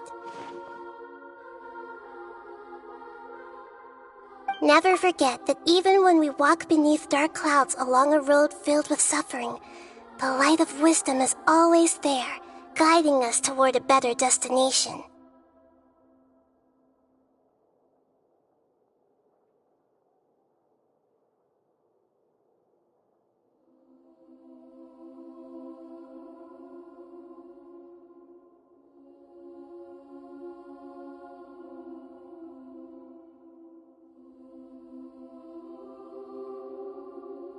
And that is what you have been doing all along.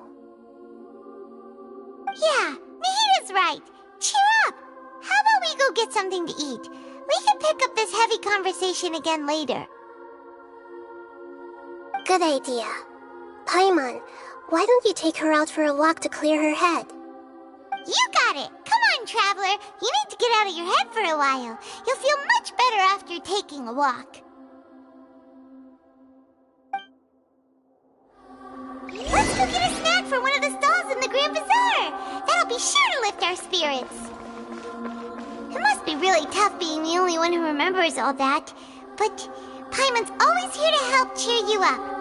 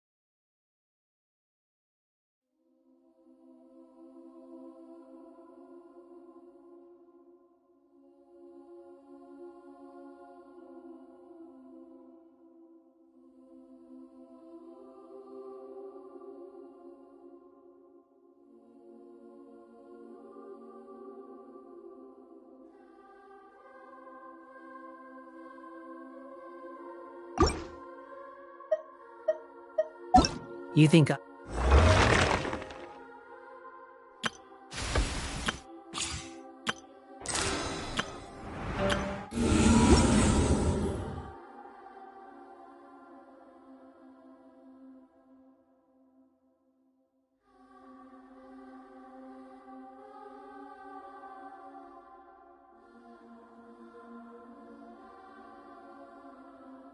got a sharp tongue? I just tell it like it is. Squall and Fury!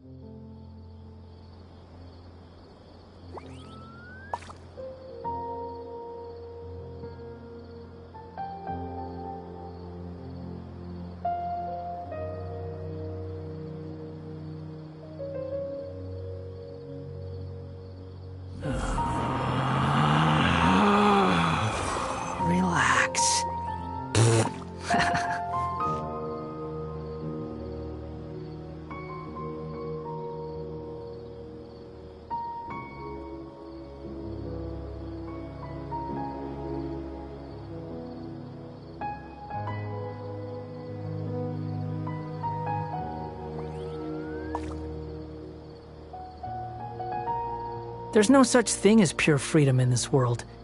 Even the wind cannot blow on forever.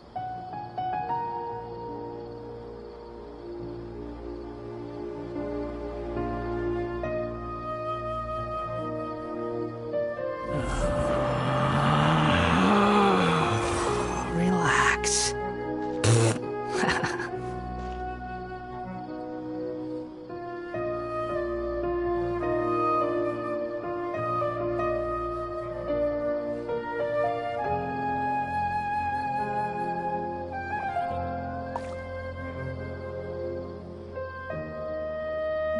There's no need to exchange pleasantries. It's rather pathetic to force a conversation just to occupy silence.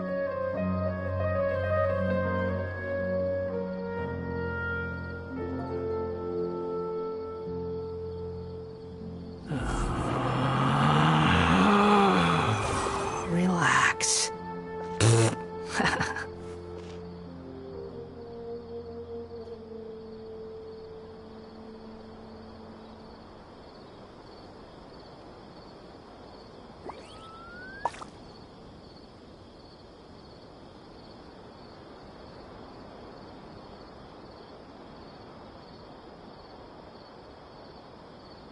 You think I've got a sharp tongue? I just tell it like it is. If someone can't handle it, maybe that's their problem.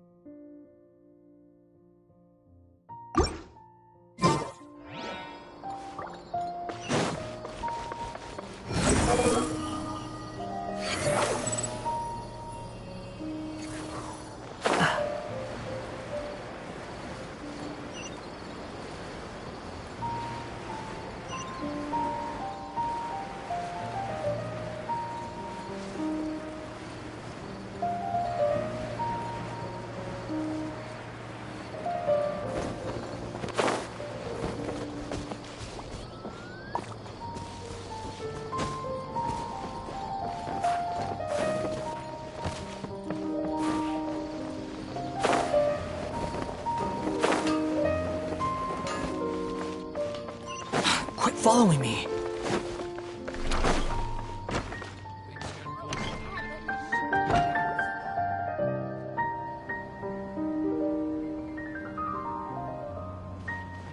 We're here! What should we eat first? Hey, are you gonna answer or what?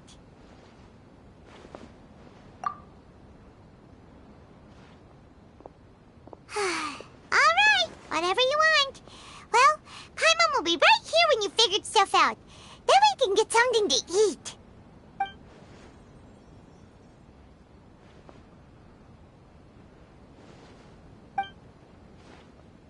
What is it? Have you figured it all out?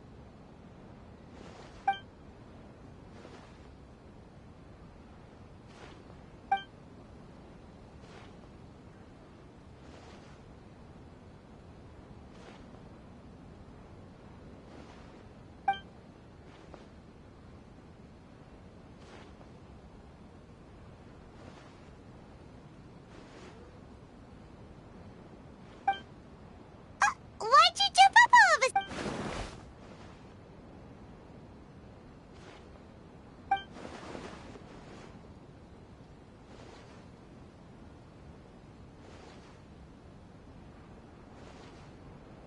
a Excuse me, boss. There seems to be a small problem with the last bill. Look, here.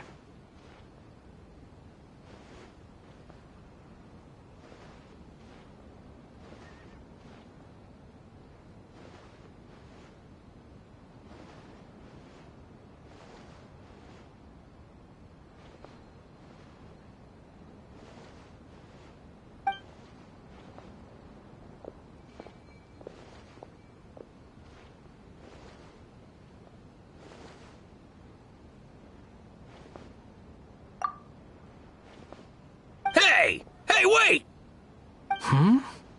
You mean me? No, not you. That kid! Didn't you see? Little rascal grabbed my last 2 fresh Sunsettias and ran off. Look, if you're gonna help out here, you can't keep spacing out, okay? What is it? Work's too boring for you? Or has the big city got too many distractions?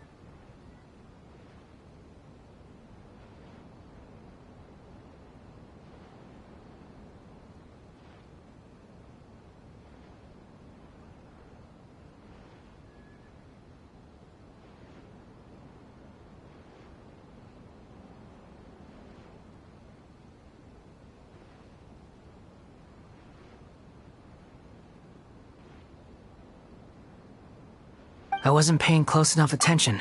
Sorry, boss.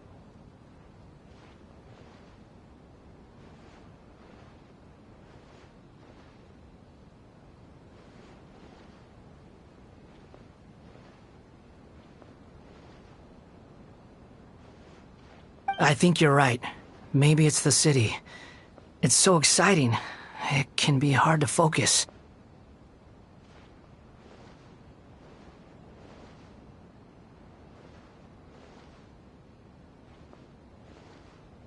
Who's that guy? You know him or something?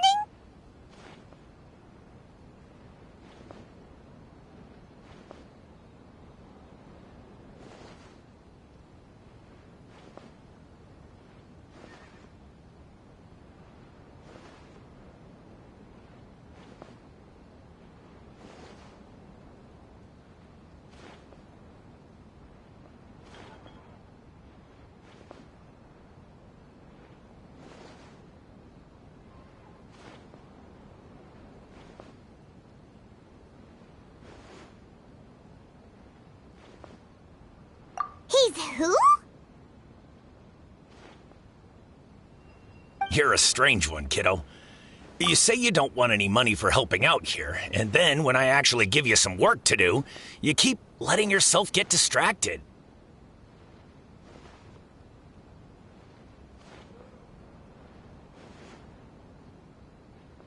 I don't want to take advantage, so I'm happy to pay you what I'd pay anyone else. But if you keep acting like this, pretty soon I won't be able to afford to. No, please. I mean it. You don't need to pay me anything. I'm just so thankful you agreed to take on an outsider like me.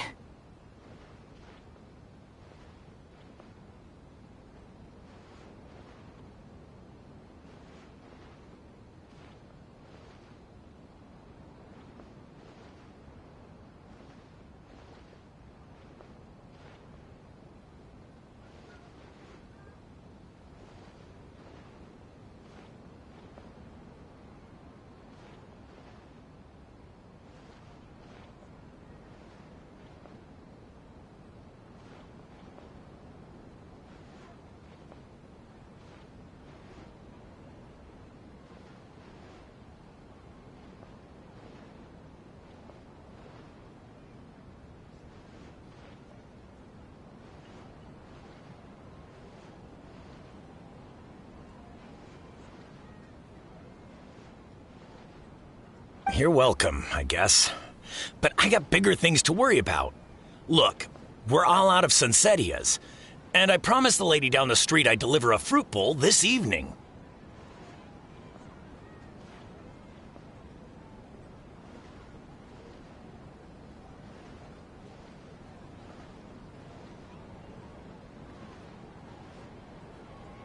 Leave it to me. I'll find some more. Just a moment. I'll be right back.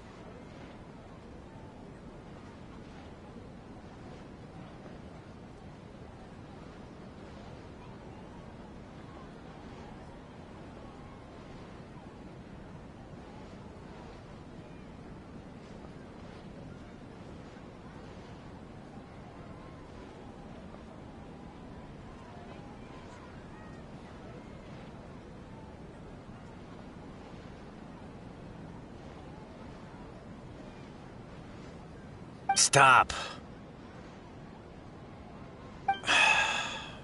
I'm gonna level with you, kiddo. I've never met a worker who said they didn't want a wage before. And at first, I got greedy. Couldn't believe my luck. But I figured you'd start asking for something in return eventually.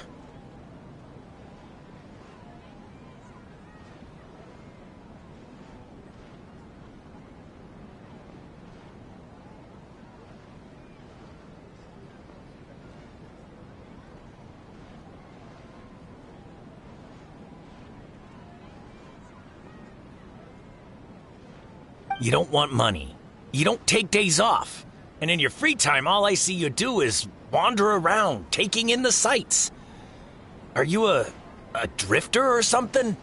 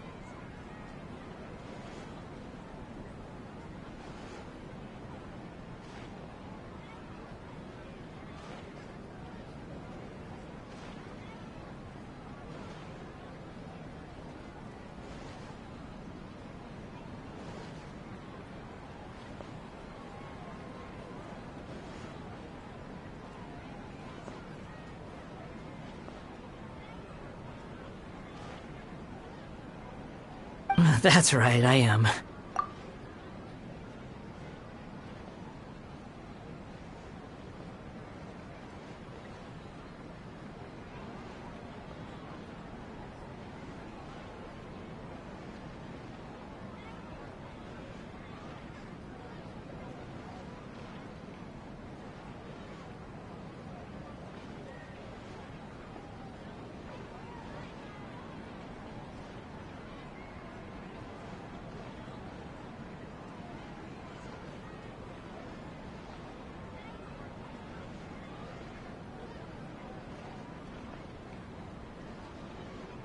We can talk more about that later. First, let me get those fruits you needed. Sunsetias, was it? I'll be right back.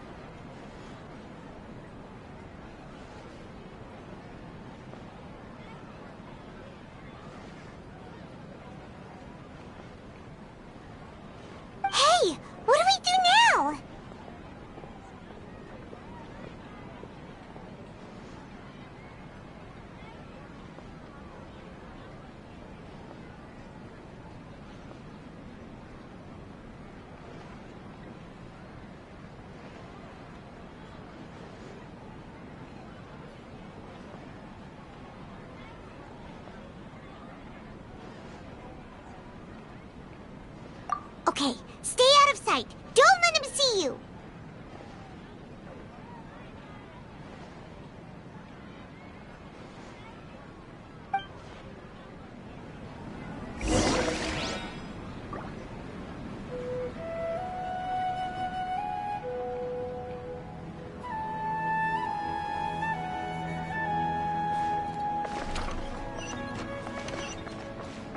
Behold!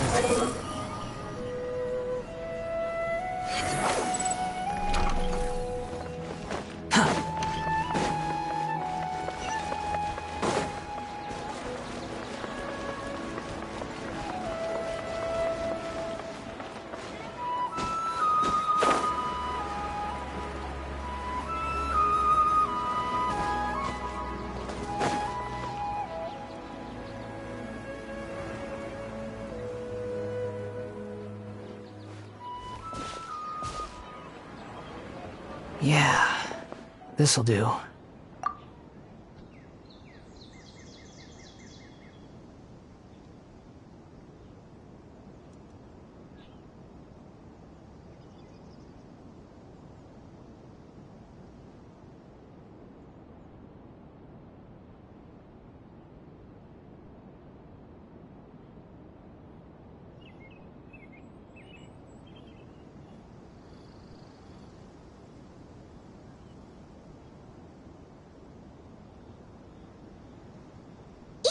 You say he's the balladeer? What are we planning on doing? Stealing his Sunsetias? Isn't that a bit too cruel?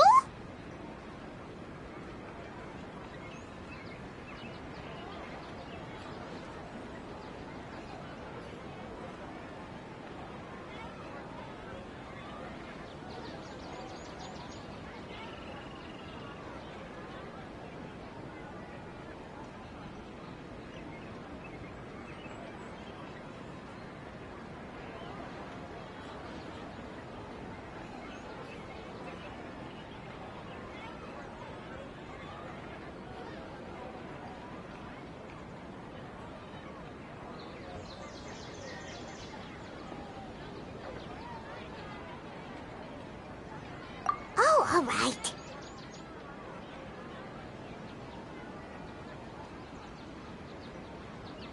This should be enough. Guess I should wash them before I take them back.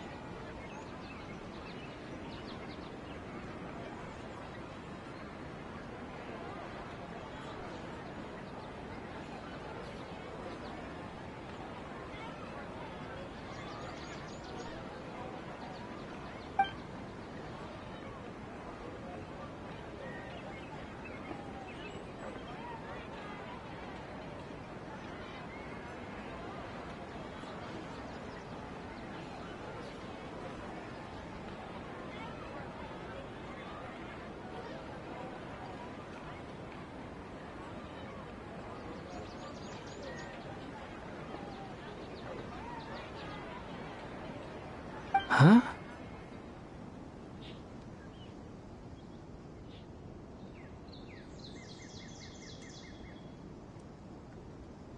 You two over there. Is there something I can help you with?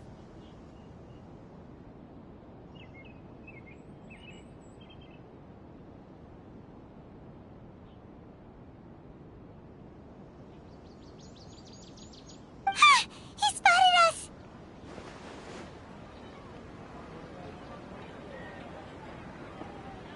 You've been following me all the way from the city. I'd have to be blind not to notice.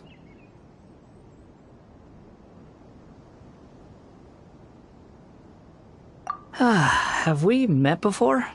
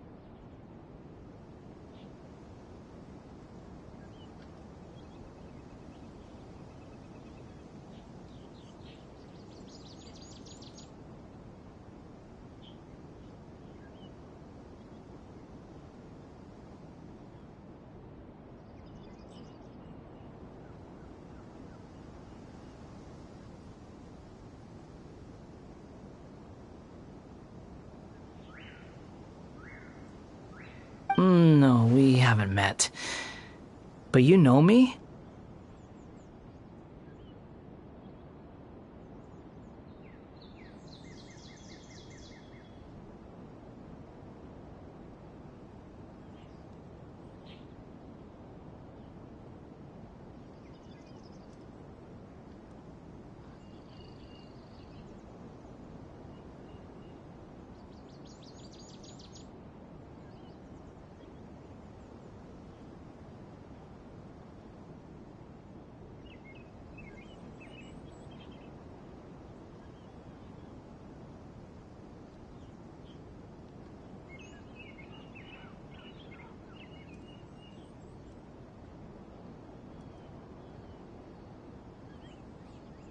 I have no recollection.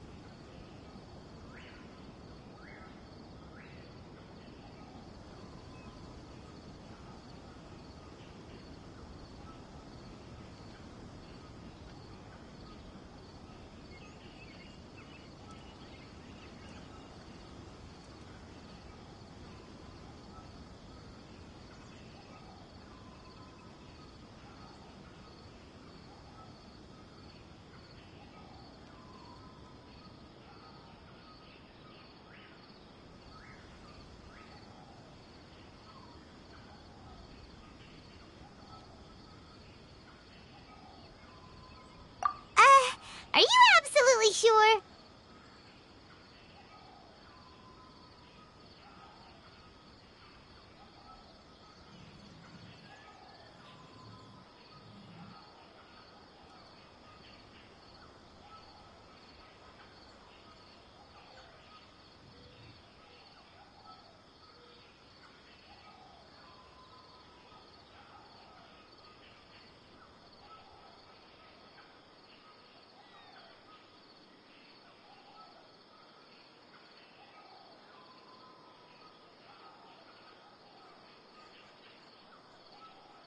Sorry, but I just can't take your word for it.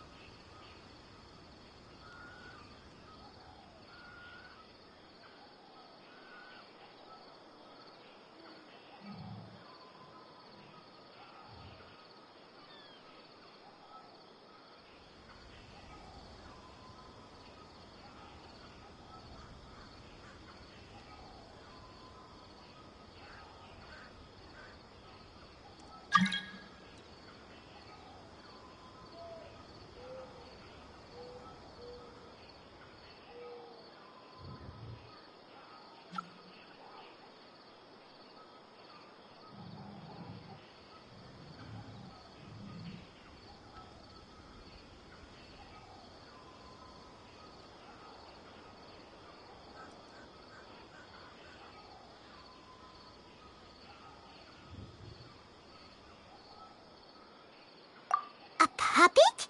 What makes you think that?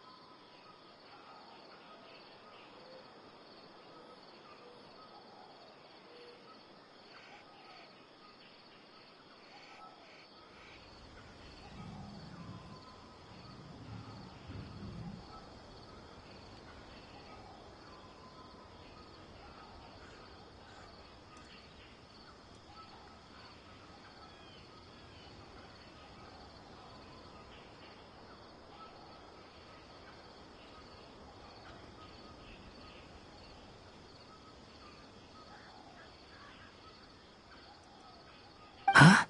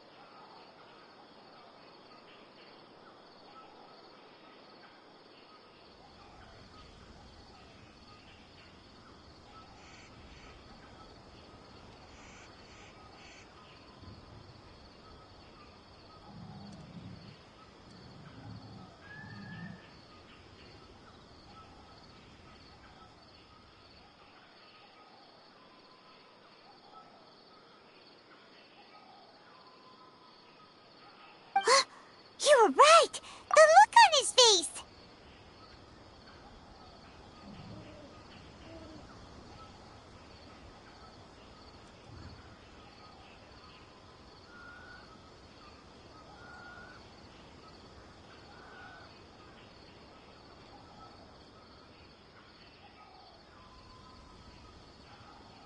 I guess you do know me after all. That is not something I share with a lot of people.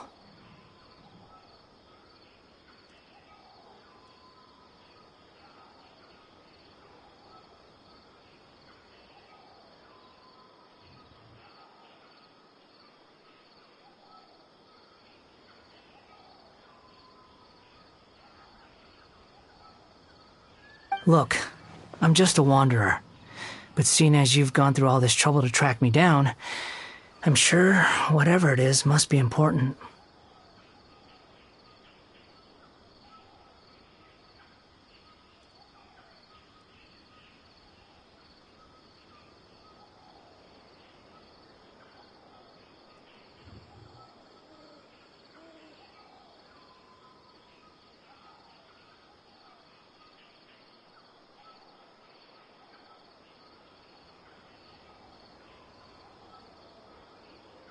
Okay, but please let me deliver these goods to my boss first. Are you really working for that guy? He said you don't want any more for it. Is that true?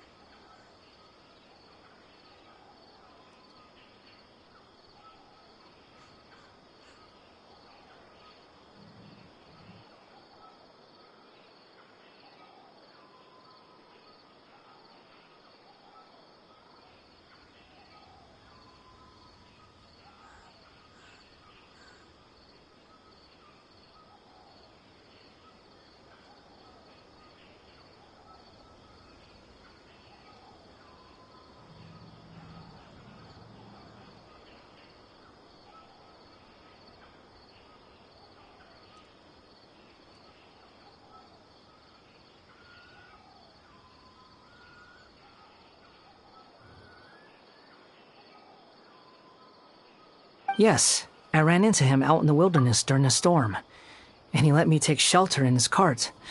In return, I said I'd be his helper for a while.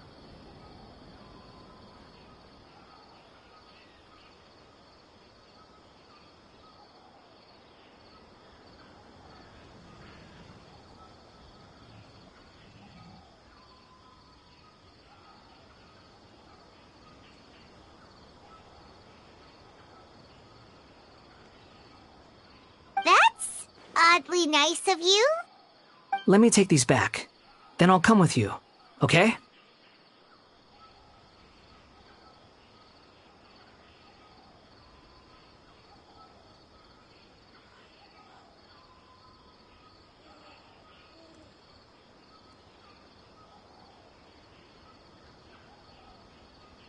Then let's return to the city.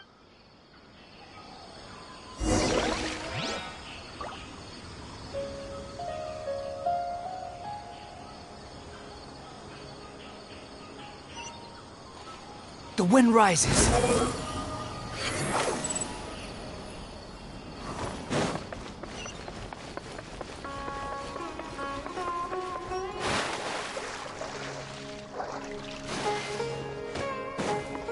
Squall and fury.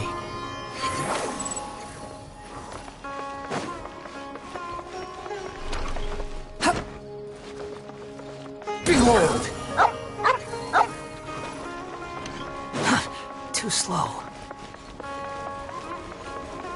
Squall and fury.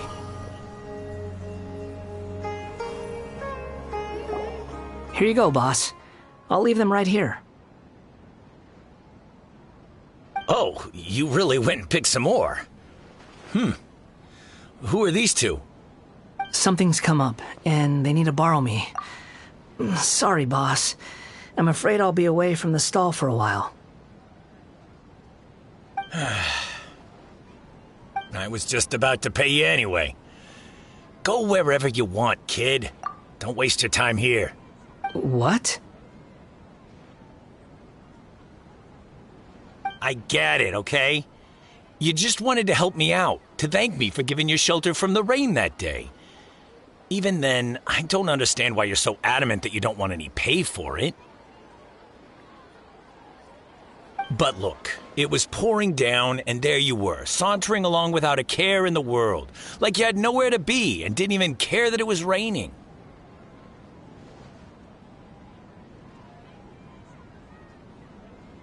Imagine you were me for a second.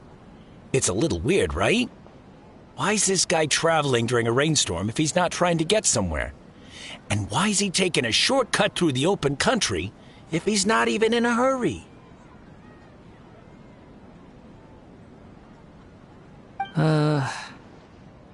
But anyway, taking you in didn't put me out even slightly.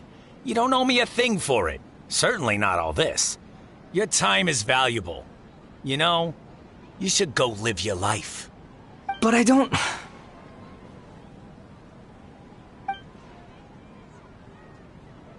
No, you're right.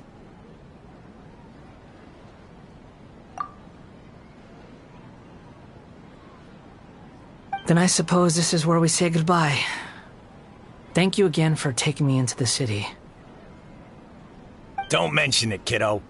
I've run into all kinds of characters over the years. I just hope you find your path. Thank you.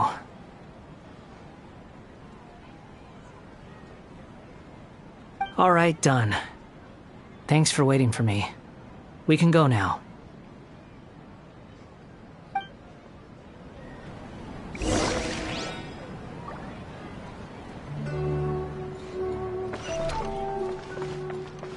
Behold! Search forth!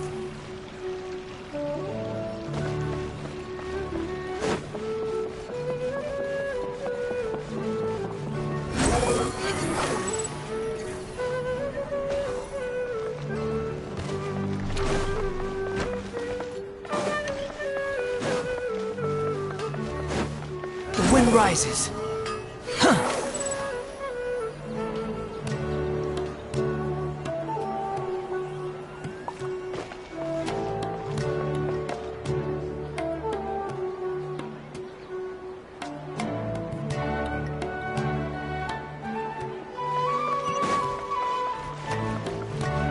Behold!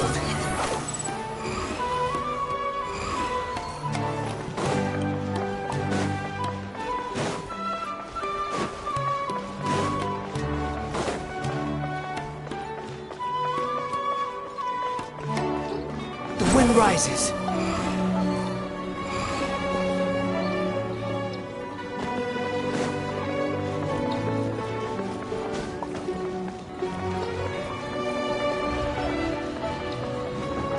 Behold! Upon the gale.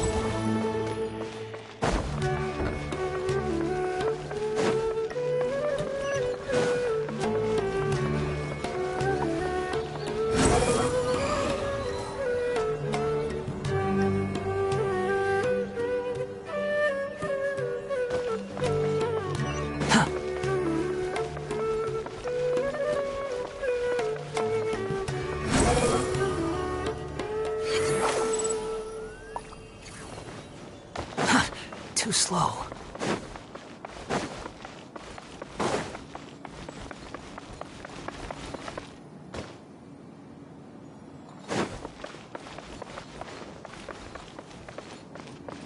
Squall and Fury.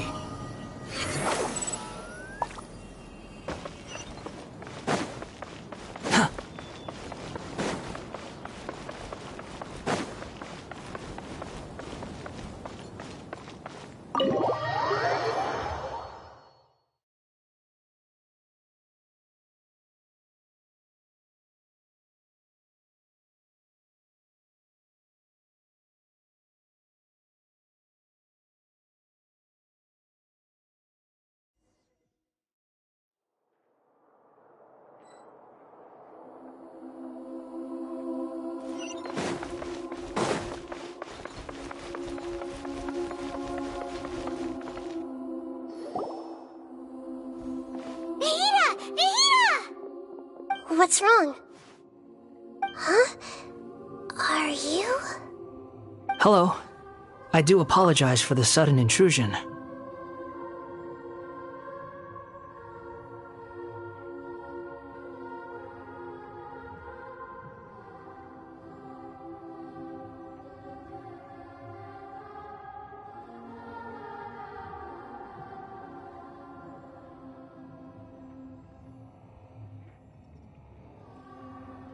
We found this guy in the street, but he doesn't seem to remember anything.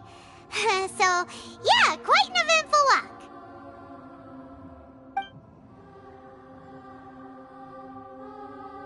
You say that you're trekking across Teyvat to train yourself. Many other Inazumans who describe themselves in this way call themselves Shugenja. Why do you refer to yourself as a wanderer? Well, it seems more relevant in my case. To me, it sounds like a plant with no roots. But these two claim that they know me, and that I have a hidden past unknown even to myself. I wouldn't call it the past, but rather... this is a difficult one to explain.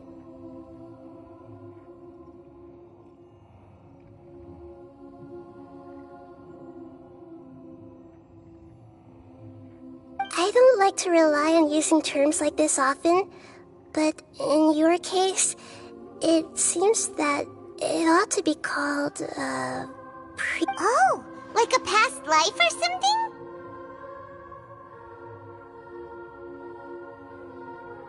Yes, something far more distant than the past. So far away that you cannot perceive it. Okay, I have to ask. What was I like in my previous incarnation?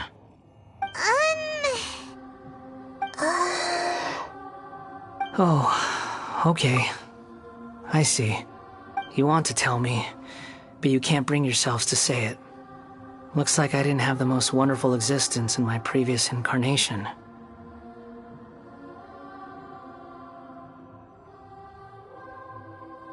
If it's that difficult to talk about, I have no doubt it will be just as difficult to hear.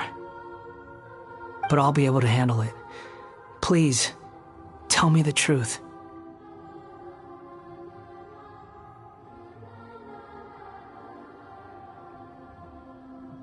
Is truth something you care a lot about? Yes. Then I'll be straight with you. In your previous incarnation, you did many things that would be considered evil. You nearly died because of what other people did, and many died because of you. As a non-human being, you hated gods and humans alike.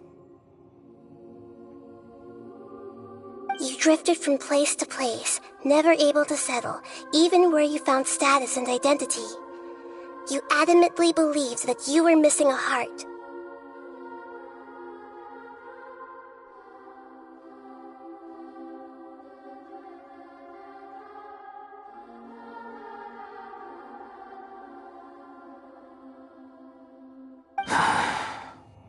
Actions rooted in persistence sometimes bear bitter fruit. Sometimes, you have to let parts of yourself go, or you'll never be happy.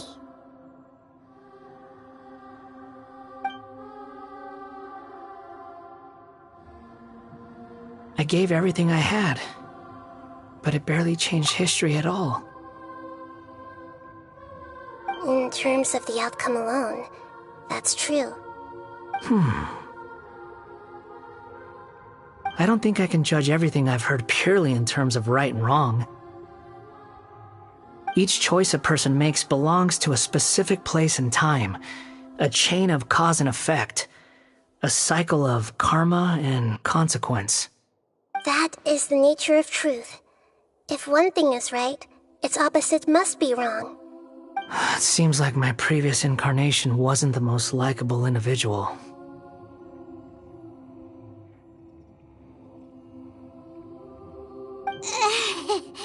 We're not trying to hurt your feelings or anything, but yeah, we weren't your biggest fans.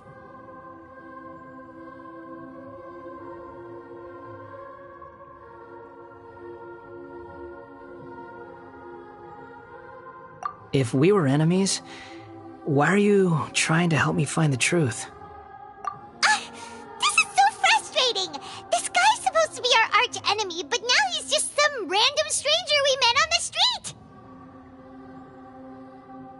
He's got so much to answer for, but we can't make him talk because he doesn't remember anything! Lesser Lord Kusanali, as the god of wisdom, I trust that everything you told me must be true.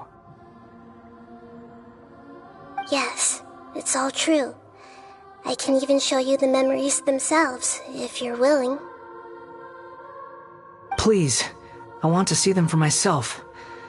I want to experience my own Even though it will cause your present self great mental anguish?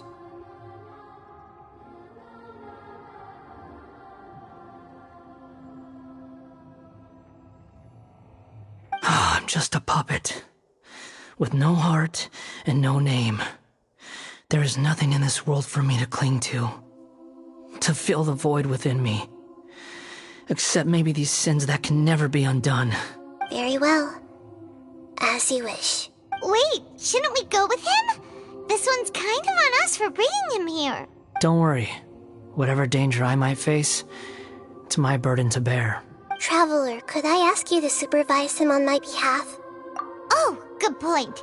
Given your, unique situation, we'd better keep an eye on you. Understood. Thank you. Now, prepare yourselves, everyone.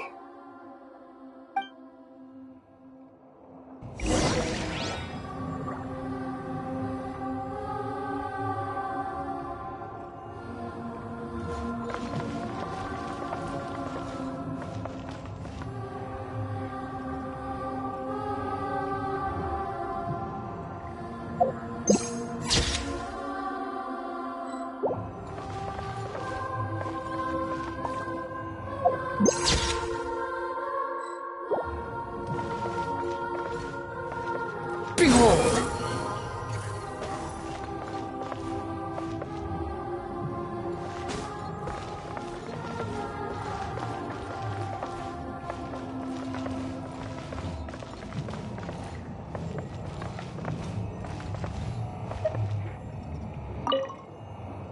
No matter what lies ahead,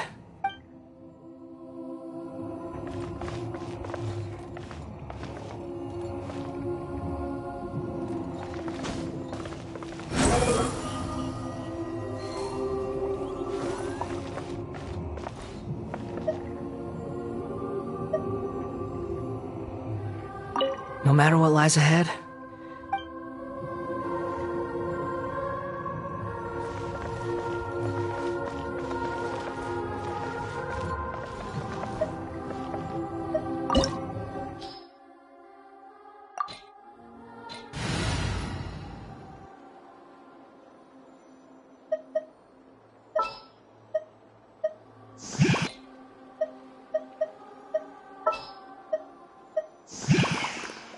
Send one, send 'em all.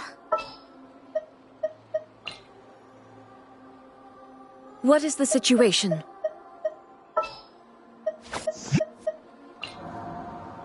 A walk would be nice.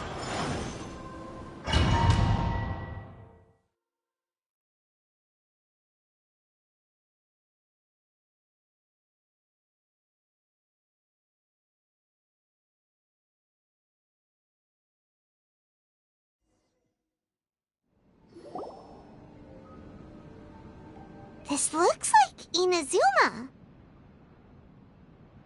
Right now, you're in a dream I created using information extracted from your memories. These memories will show you the raw truth, but be aware that enemies may react just like in the real world. Sounds like an immersive experience. It's a good thing we came along. you don't need to do this for me. I don't deserve your protection. We never give up halfway. Well, All right. Wanderer, this... is that because this... You could... I hear footsteps. This place is huge. I can't believe the landslide didn't fill it in. No, there's no... There's someone passed out on... Who are you? You're awake. What happened? How'd you get stuck here? Are you injured? Not a scratch. And these fine clothes.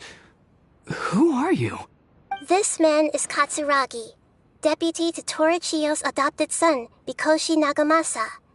He found the balladeer in Shake Pavilion and took him back to Tatarasuna. And the rest is history.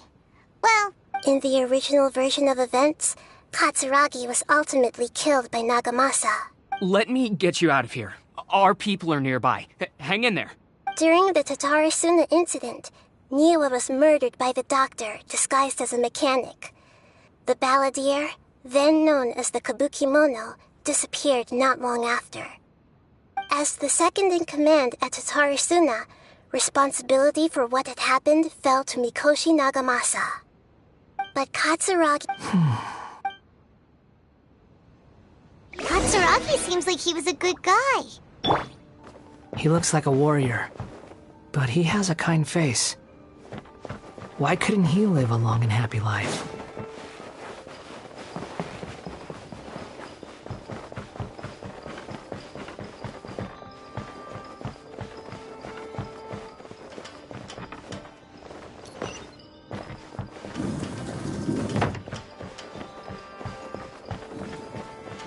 Nagamasa, I found this young guy in a cave sealed off by a landslide. He doesn't remember his name. Well, we need to call you something. I hear the workers are calling you the Kabukimono. That's fine with me. Katsuragi, report to Niwa. Tell him we have someone new joining us.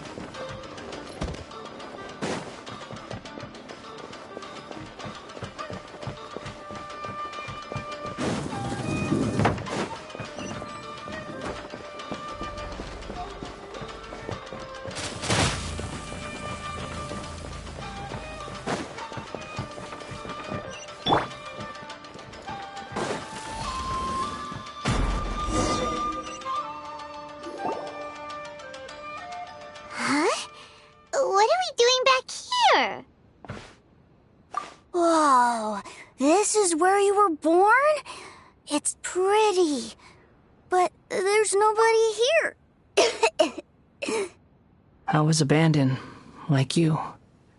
I lived here for a while at first, but there's nothing for us here. We can't stay. Okay.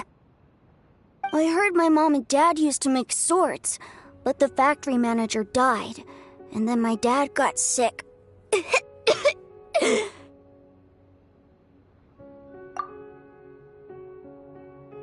kept coughing all the time, just like me.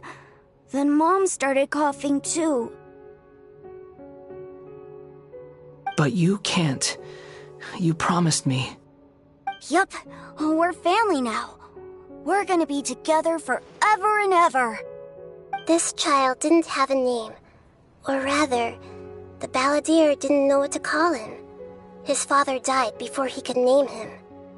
After his mother died, the child stayed in their straw hut alone. Some of the neighbors helped to raise him. After leaving Tatarasuna, the balladeer ran into this child who didn't have a name, just like him.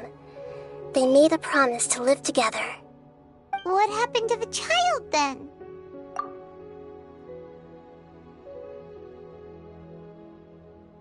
He died from his illness while he was still very young. The balladeer came home one day and found that he had stopped breathing. Hey! What's wrong? Say something! You promised me we could be family! You're no different from Niwa and all the others. You betrayed me too.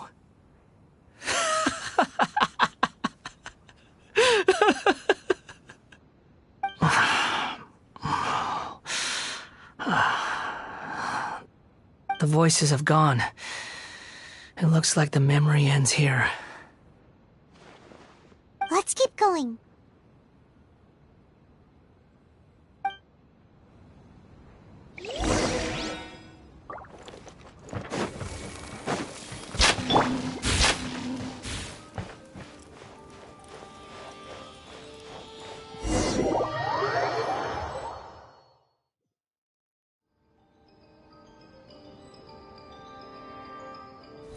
You do realize you're blocking my path. I come not to obstruct you. I have been waiting. What you are truly is a weapon. One that could be wielded with an iron will. Or you could continue to drift aimlessly. Are you trying to win me over? The long-fated rebellion has begun. Why not take your place at the banquet and join those who shall feast? Go! See?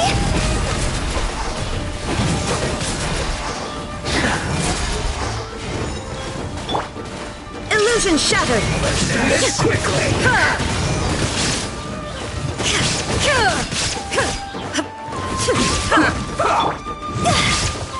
What an immense Cascade!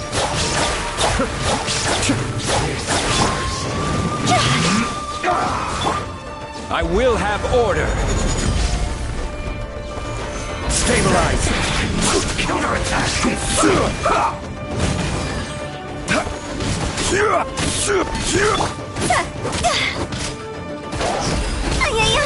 This time. Use this first. And this quickly!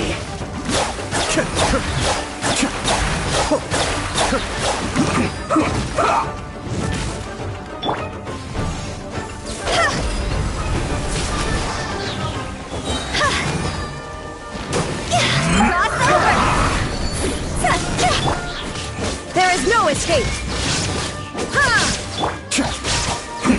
The depths beckon. I may have overestimated my...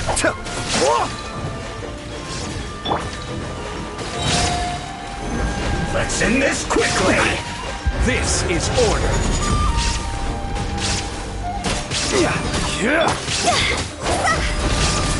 Almost. Go!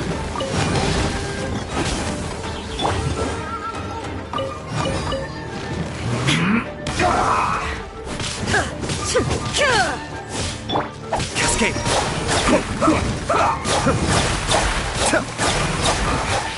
I guess this is it. Well met. Put your back into it! You can't run! Well, neither can I. Don't be a killjoy! We've only just begun! I see through you! You can't run! Well, this should be fun! Kamisato Aki, Suiyu! It isn't time for a break yet! Don't be a killjoy! We've only just begun! Gather! No slacking off! You can't run! Well, not breaking a sweat! Rise! It isn't time for a break yet! We've only just begun! That all you got? This should be fun! We can't run! I will have order! Well... Stabilize! Illusion shattered! Don't be a killjoy! We've only just begun! Higher and higher! Here's my fire! My duty! I see through you! Looks like I went too far.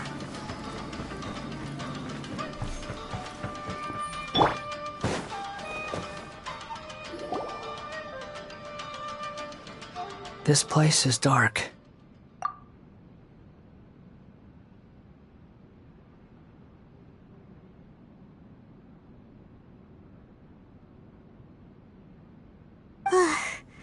Paimon knows this place.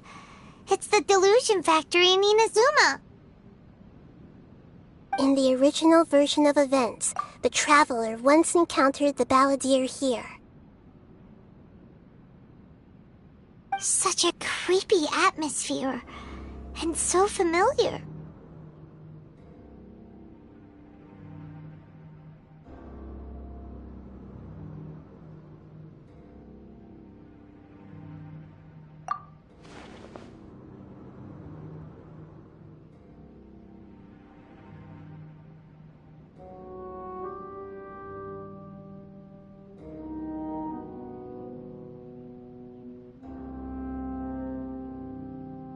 Hey, look over there!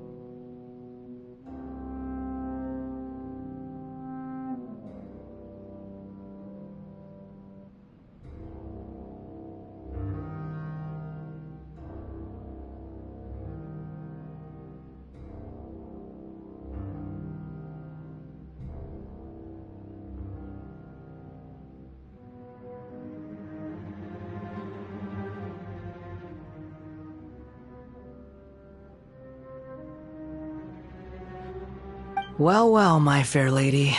Is this rundown factory and these incompetent fools all for me? Wow. You shouldn't have. Huh. What do you have to gain from belittling your subordinates? You might not want to admit it, but you are a part of this plan.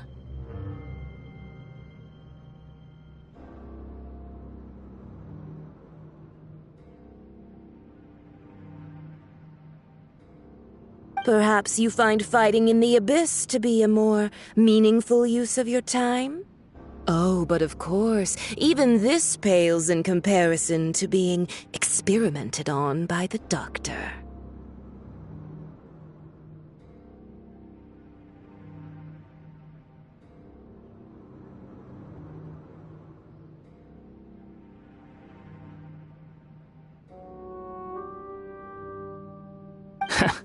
What a sharp tongue you have. Funny how negotiating never seems to be your strong suit. For the task ahead, I suggest you keep your true feelings to yourself. Save your breath. I know what I have to do. I'm sure you think so, but I still think you need to hear it. Don't start thinking you're invincible, and don't let your emotions get in the way. Surely you're not worried about me. I just can't have you getting in my way. You and Child never fail to find ways to complicate things. I'm merely lighting a little fire in this chaotic nation. But you, being tossed out like trash, must make you want to destroy it completely. Do you remember the last time you were here? That was a lot of swordsmiths you killed. I'm sure the descendants of the Raiden Gokaden are still suffering the consequences now. Look at you. Oh, don't get so sentimental. Now, give that poor little tongue of yours a rest and stop pretending like you're above everyone. By then, see you at the victory feast. Poor little tongue? She's playing with fire talking to me like that. Who does she think she is?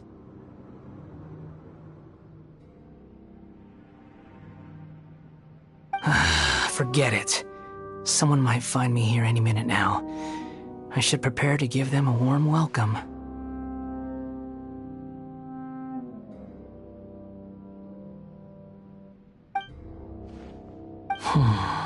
The plot does not end here. There is more of this story to come. Yes. Why are you staring at me in silence? Can't you think of a nicer way to express yourself? I'm under no obligation to be nice to you. Besides, I thought nothing mattered to you except results and your own interests. Isn't that right, witch? Muddle-headed puppet. You're only number 6 because you can take more abuse than other humans. Do you really count that as an asset? You're about as much fun to be around as a raging inferno. But before we murder each other, it'd be best if we finish our duties.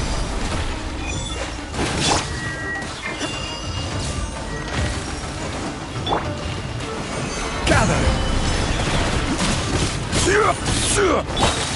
Now you shall perish!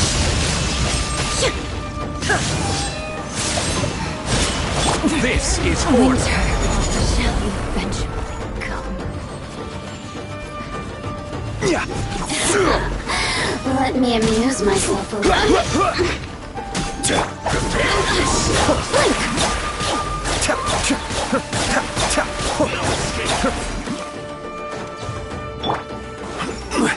Stabilize! Shine down!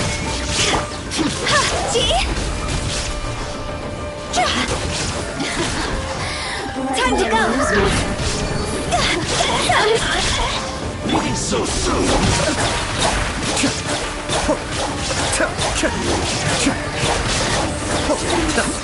Shine no longer.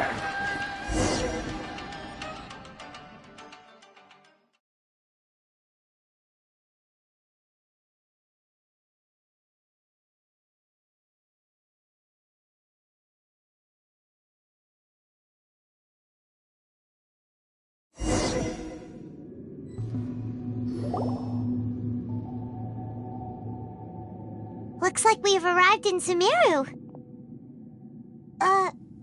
Is that? Considering that Amorta's sage, Nafis, refused to join this project, I'll take part in the experiment in his... Welcome. I look forward to a fruitful collaboration.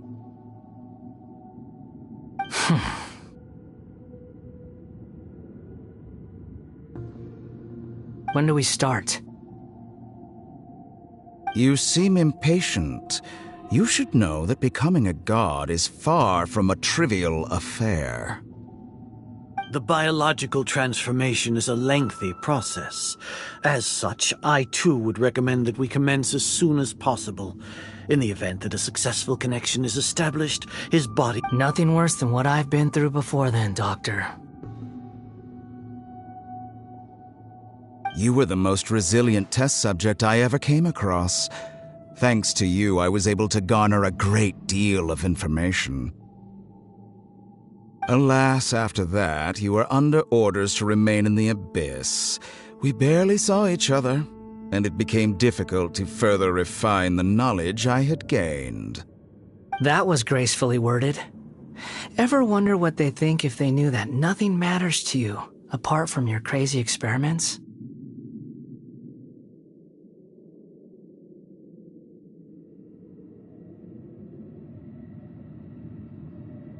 I suggest you speak to me in a more respectful tone, Scaramouche. The mere fact of your utility does not make you indestructible.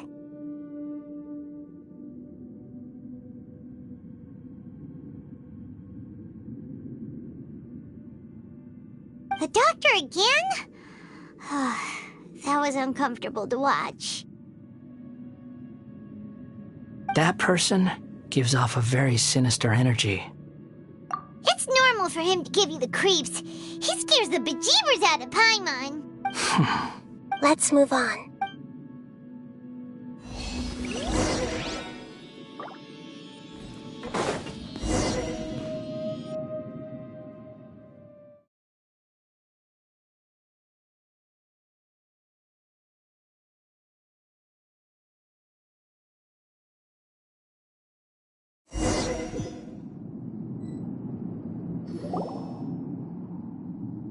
You're a god. Do you think I'm evil?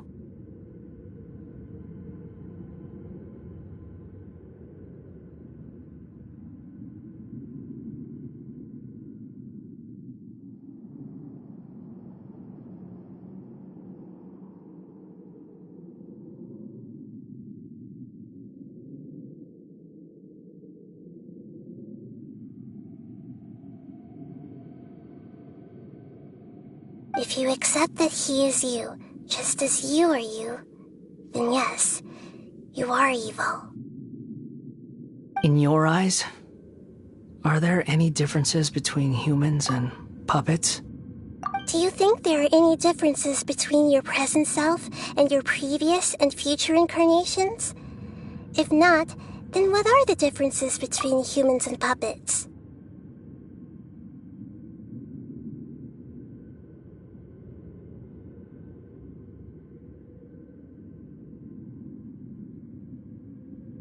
Whoever has tasted the joys and sorrows of life in the human realm is human. Whoever has loved and lost, cried with grief, howled with rage at the tragedy of death that eclipses the miracle of life, they are human too. I've seen enough of my past. If possible, I'd like to reclaim the sins that are mine to bear. No matter the consequences, I won't run from blame or punishment. Whatever I am due, let it come to pass.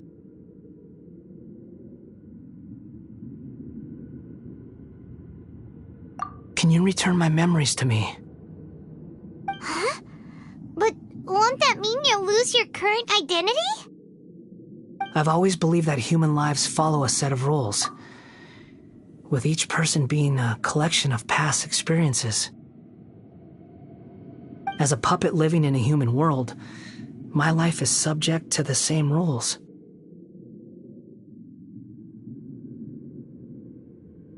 Regaining your memories means reverting completely to your previous incarnation.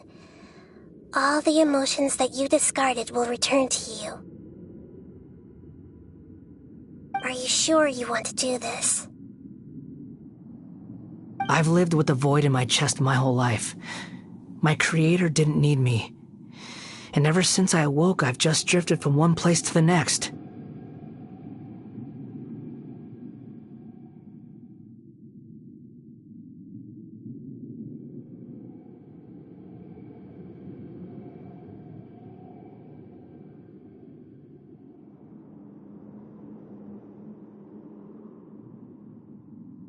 But then I met you, and I finally realized that reclaiming my missing sins might be my one opportunity to become my true self.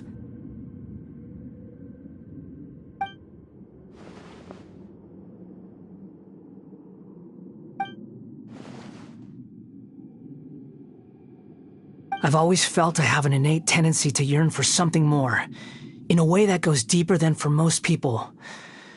But for all my... So I beg you, grant me this opportunity to gain a purpose, to change my destiny, and end my wandering.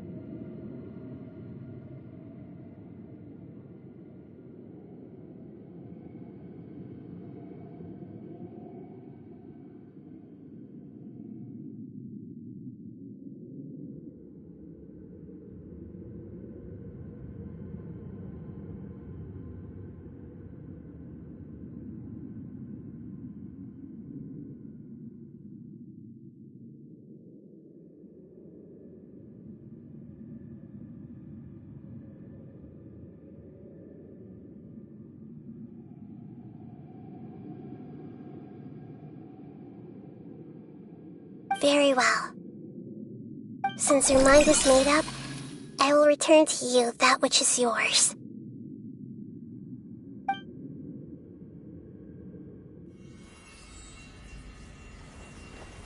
You have made your decision. Now, take this.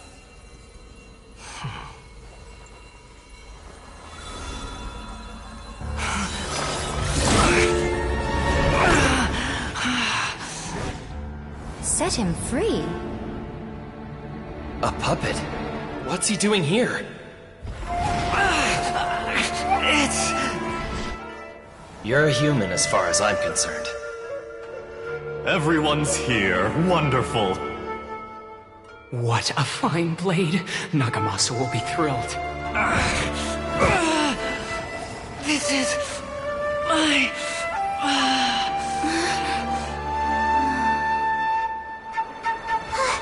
Is he alright?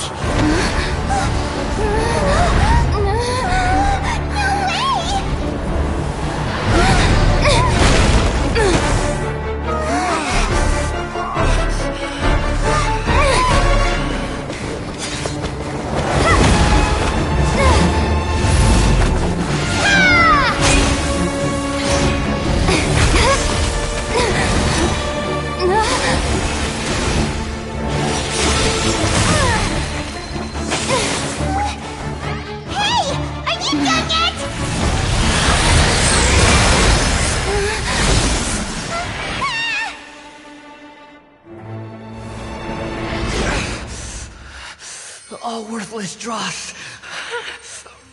will be purged. That's why this won't be the end.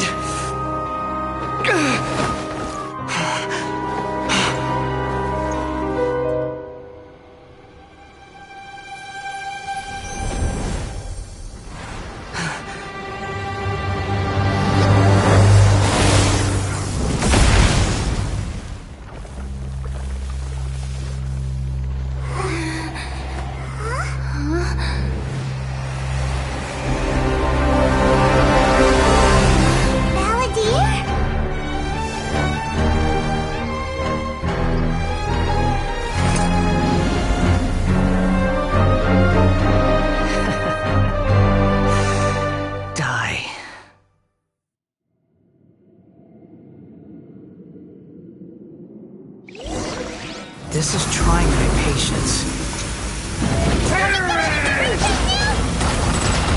You got any more stupid questions? Feeble human! Quit following me.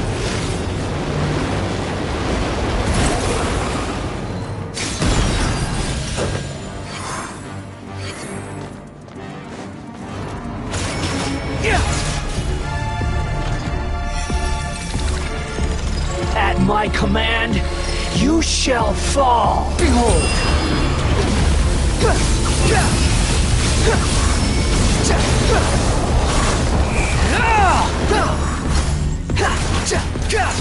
Insignificant pest! Squall and Fury!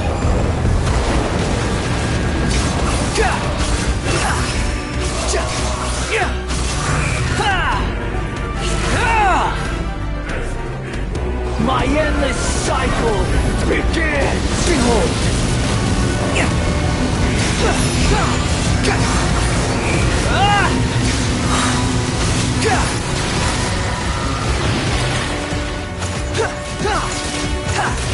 Feeble human! The wind rises. You dare to gaze upon me?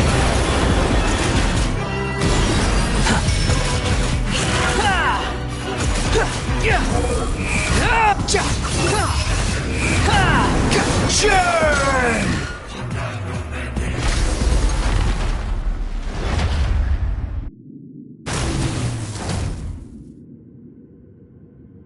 Imbecile! Get out of my sight. It disappeared. Did we win? What did you expect? I'd never lose to that. There's the tone of voice again. You're definitely back to your old self. Wait, but it was you inside that thing too. What have you got to be smug about? Sorry.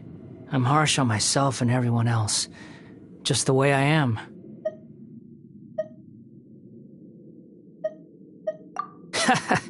You sound like you're concerned about me. But don't worry. Thanks to you, even if I didn't change a thing, at least I now know the truth.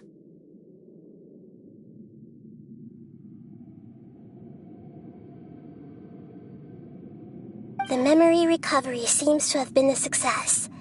This dream has served its purpose. Come on. Let's continue this outside.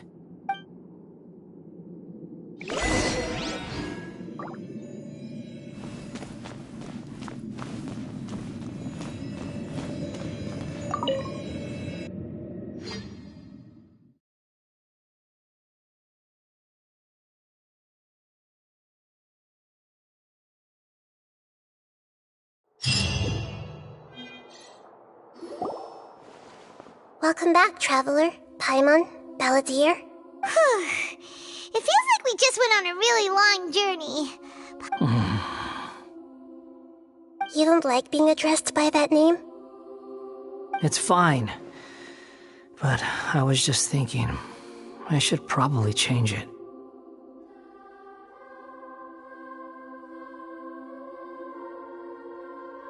After learning about everything the doctor did, there's no way I can carry on using a name connected to him.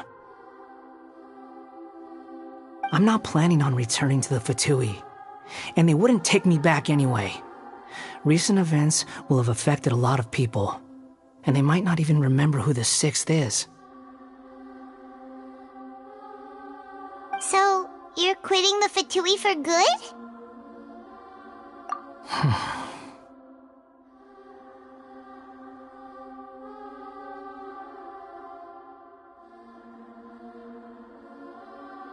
It's like you said, Lesser Lord Kusanali. Everything may look futile, but it wasn't completely meaningless.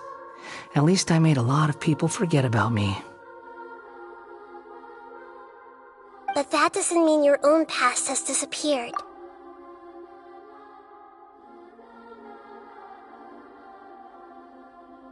Of course.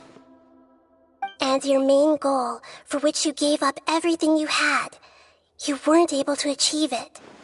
I hope you can see and understand that. Changing the world, changing the past, changing the fates of other people, these are not simple things to accomplish. What you are looking for is complete annihilation. But this is just a fantasy.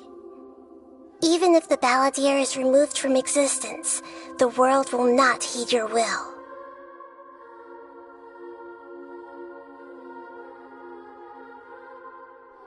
Indeed. How ridiculous. Do you regret doing all that when you've gotten so little in return? Even if I'm completely worthless, there's nothing in the world worth regretting. Lesser Lord Kusanali, you purposely left that information in Irminsul, didn't you? Yes, and I took pains to make sure that you'd acquire that information naturally. Why would you go to such lengths? You trying to win me over too? In all honesty, your past experiences have made you a useful asset to Sumeru and to me. Winning you over was indeed a part of my plan.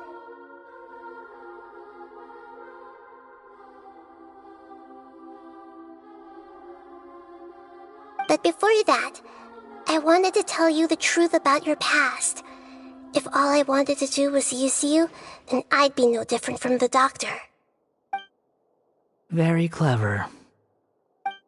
I guess you could say that's one of my virtues.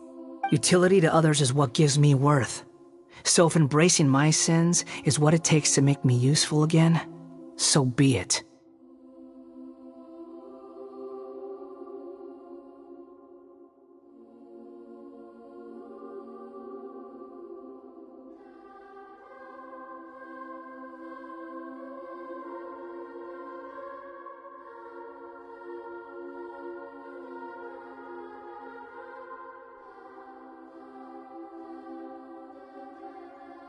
Oh, right. I almost forgot. You're the good guys. You're into justice and all that.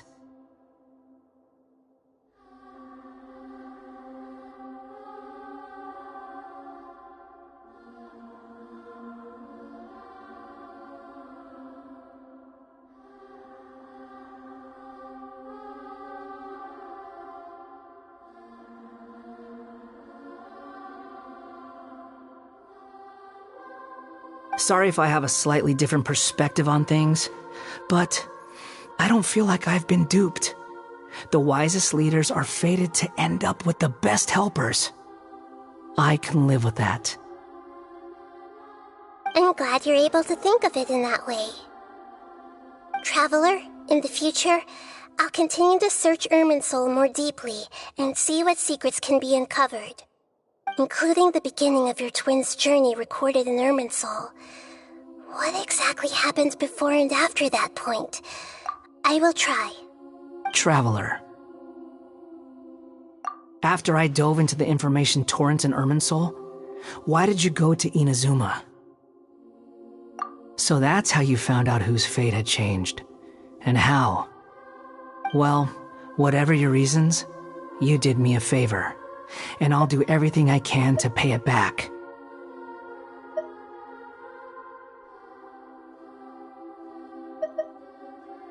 Borrowing and returning are the only real relationships between individuals. I'll balance the books one day. Don't you worry. That's not true. A relationship between two people is not simply a ledger that can be reset to zero. I think deep down you realize this. People who show up in your life don't just evaporate like water drops and leave nothing behind. There is no such thing as balancing the books. Some things in this world can never be brought back, and they can never be changed, which is why there is emotion in the human world.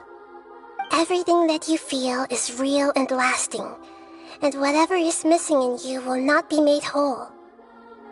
To be human is to live with imperfections. You can choose whether or not you want to be human. But humans can't live without a heart, can they? Anyway, I gave up trying to become a human a long time ago. You understand what pain is perfectly well, even without a heart. You're just bearing your feelings.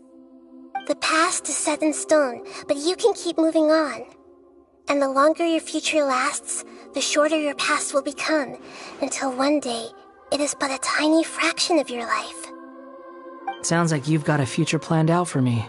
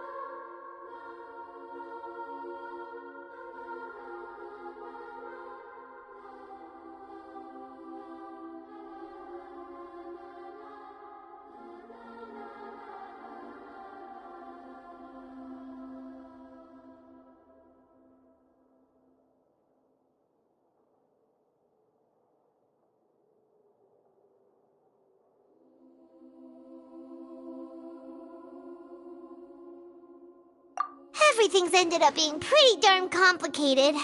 Paimon doesn't even know where to start, but the most important thing now is that you need to follow Nahida. Otherwise, all our efforts will have been for nothing.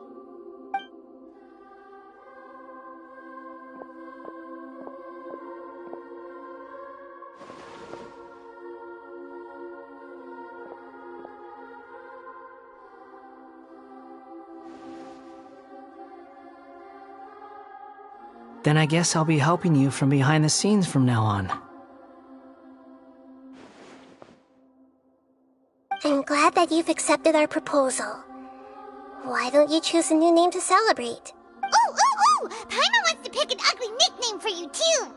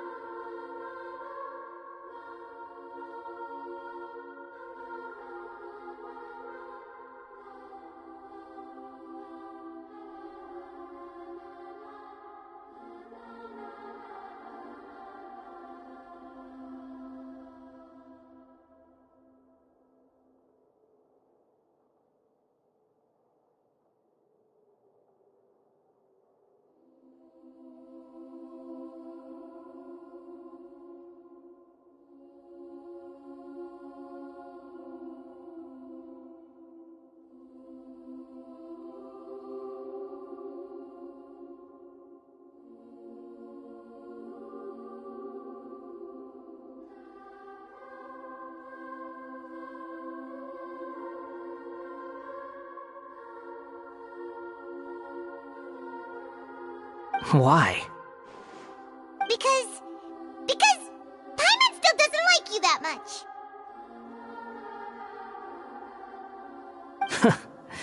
Then I hope we don't see much of each other in the future.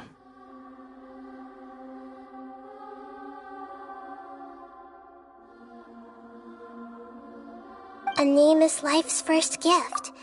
You didn't say it out loud, but I know that's what you're thinking. The Traveler and Paimon have helped you a lot.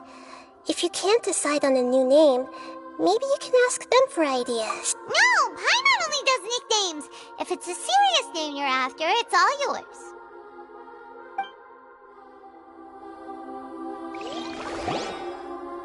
Have you got anything?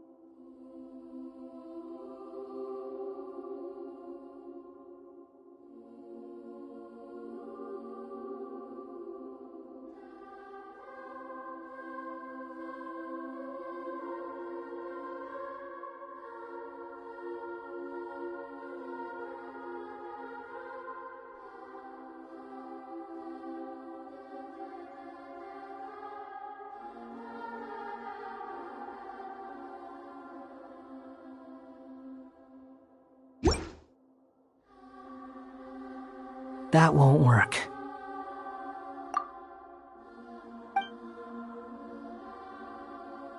Okay. Have you got anything?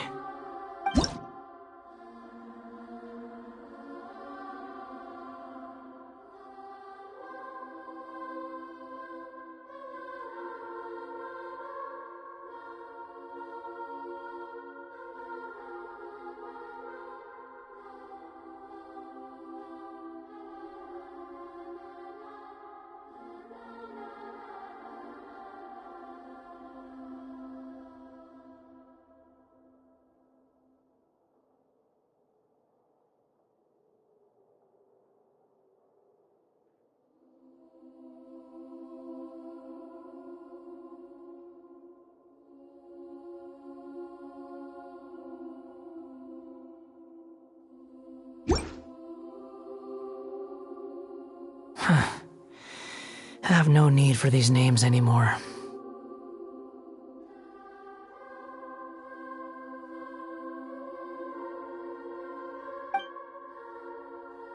Okay. Have you got anything?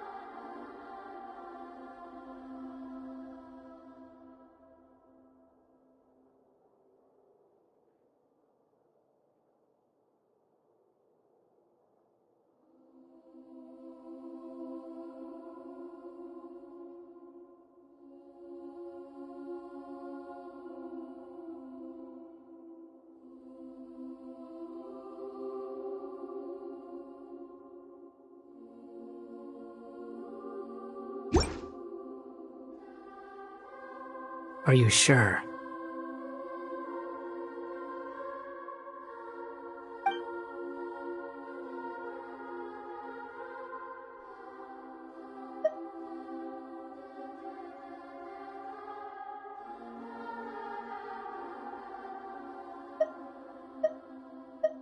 Oh, all right.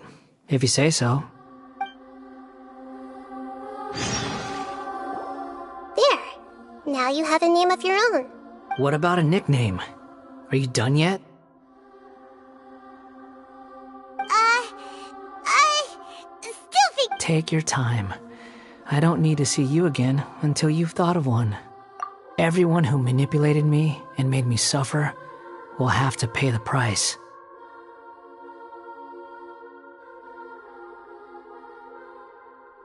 You mean the Fatui? The doctor, at least.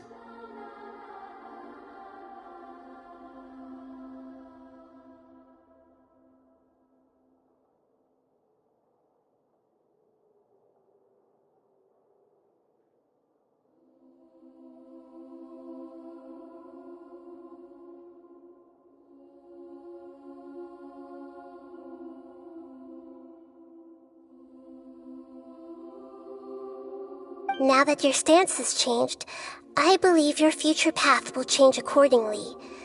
But it won't be immediate. You still need some time to compose yourself. One more thing. There are still some descendants of the Raiden Gokuden living in Inazuma. Some of them know. Well, they ought to know. I don't plan to leave Sumeru for the time being. If you see them in Inazuma, please tell them that I was the one responsible for the Raiden Gokuden's downfall. Even though the events have been erased from the world, they still deserve to know the truth. I see. That is up to you. Huh? It's fine. Let them stab their blades into my chest if they so desire. Maybe that's how it always should have been.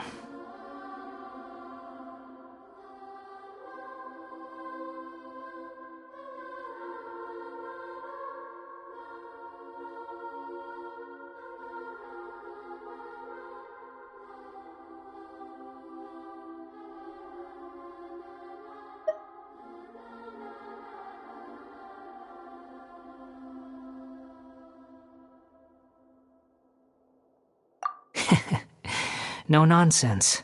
I like it. All right, let's call it a day. Goodbye, wise deity. And you too. He's gone. What he went through today would have been like living an entire lifetime in an instant. Yeah, true. But even so, so we can finally go eat? Paimon is... Thank you both.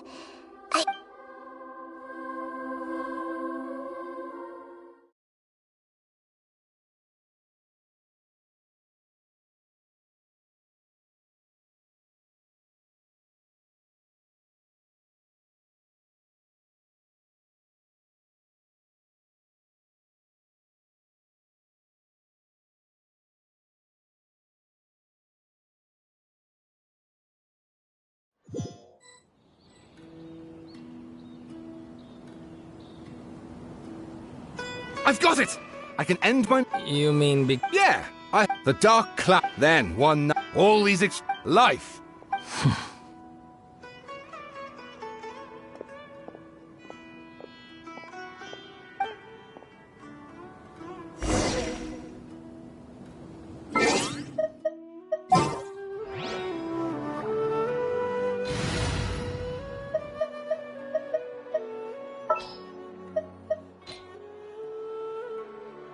Are you sure it has to be me?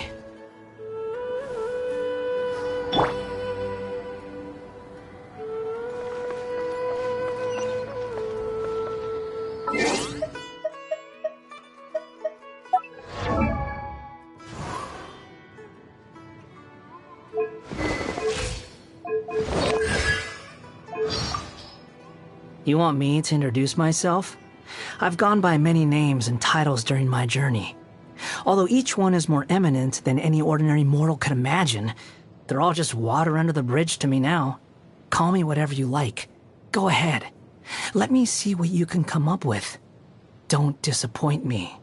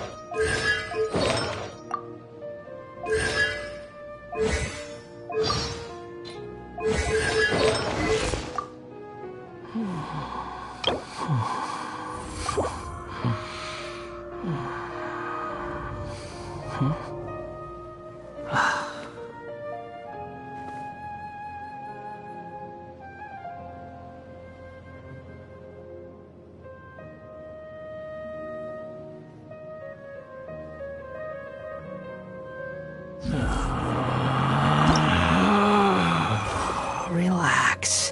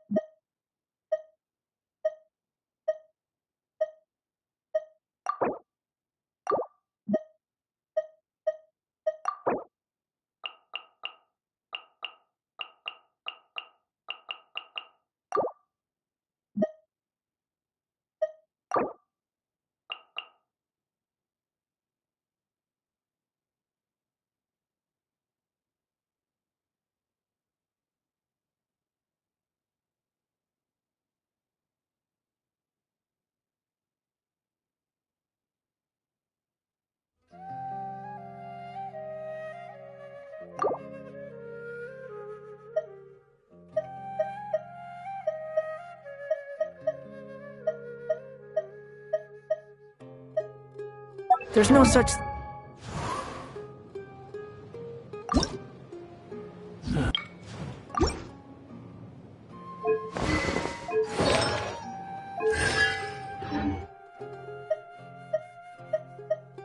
thing is pure freedom in this...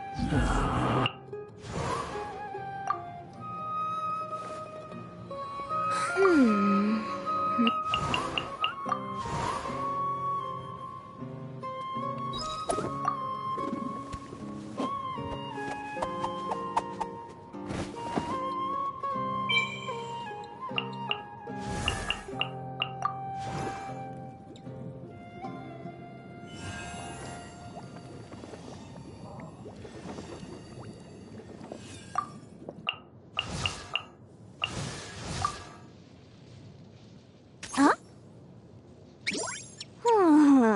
Ta-da! No! Oh, fine.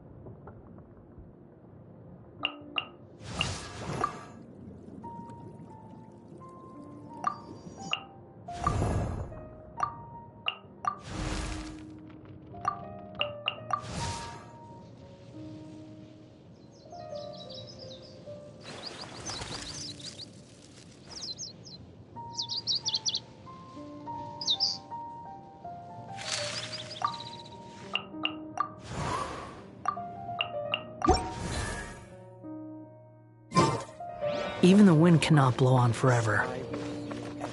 Quit following me.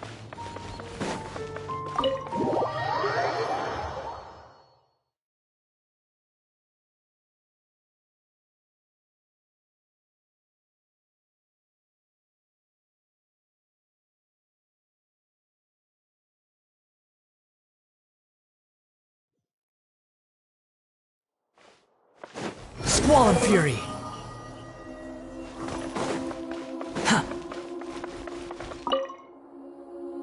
Thank you so much.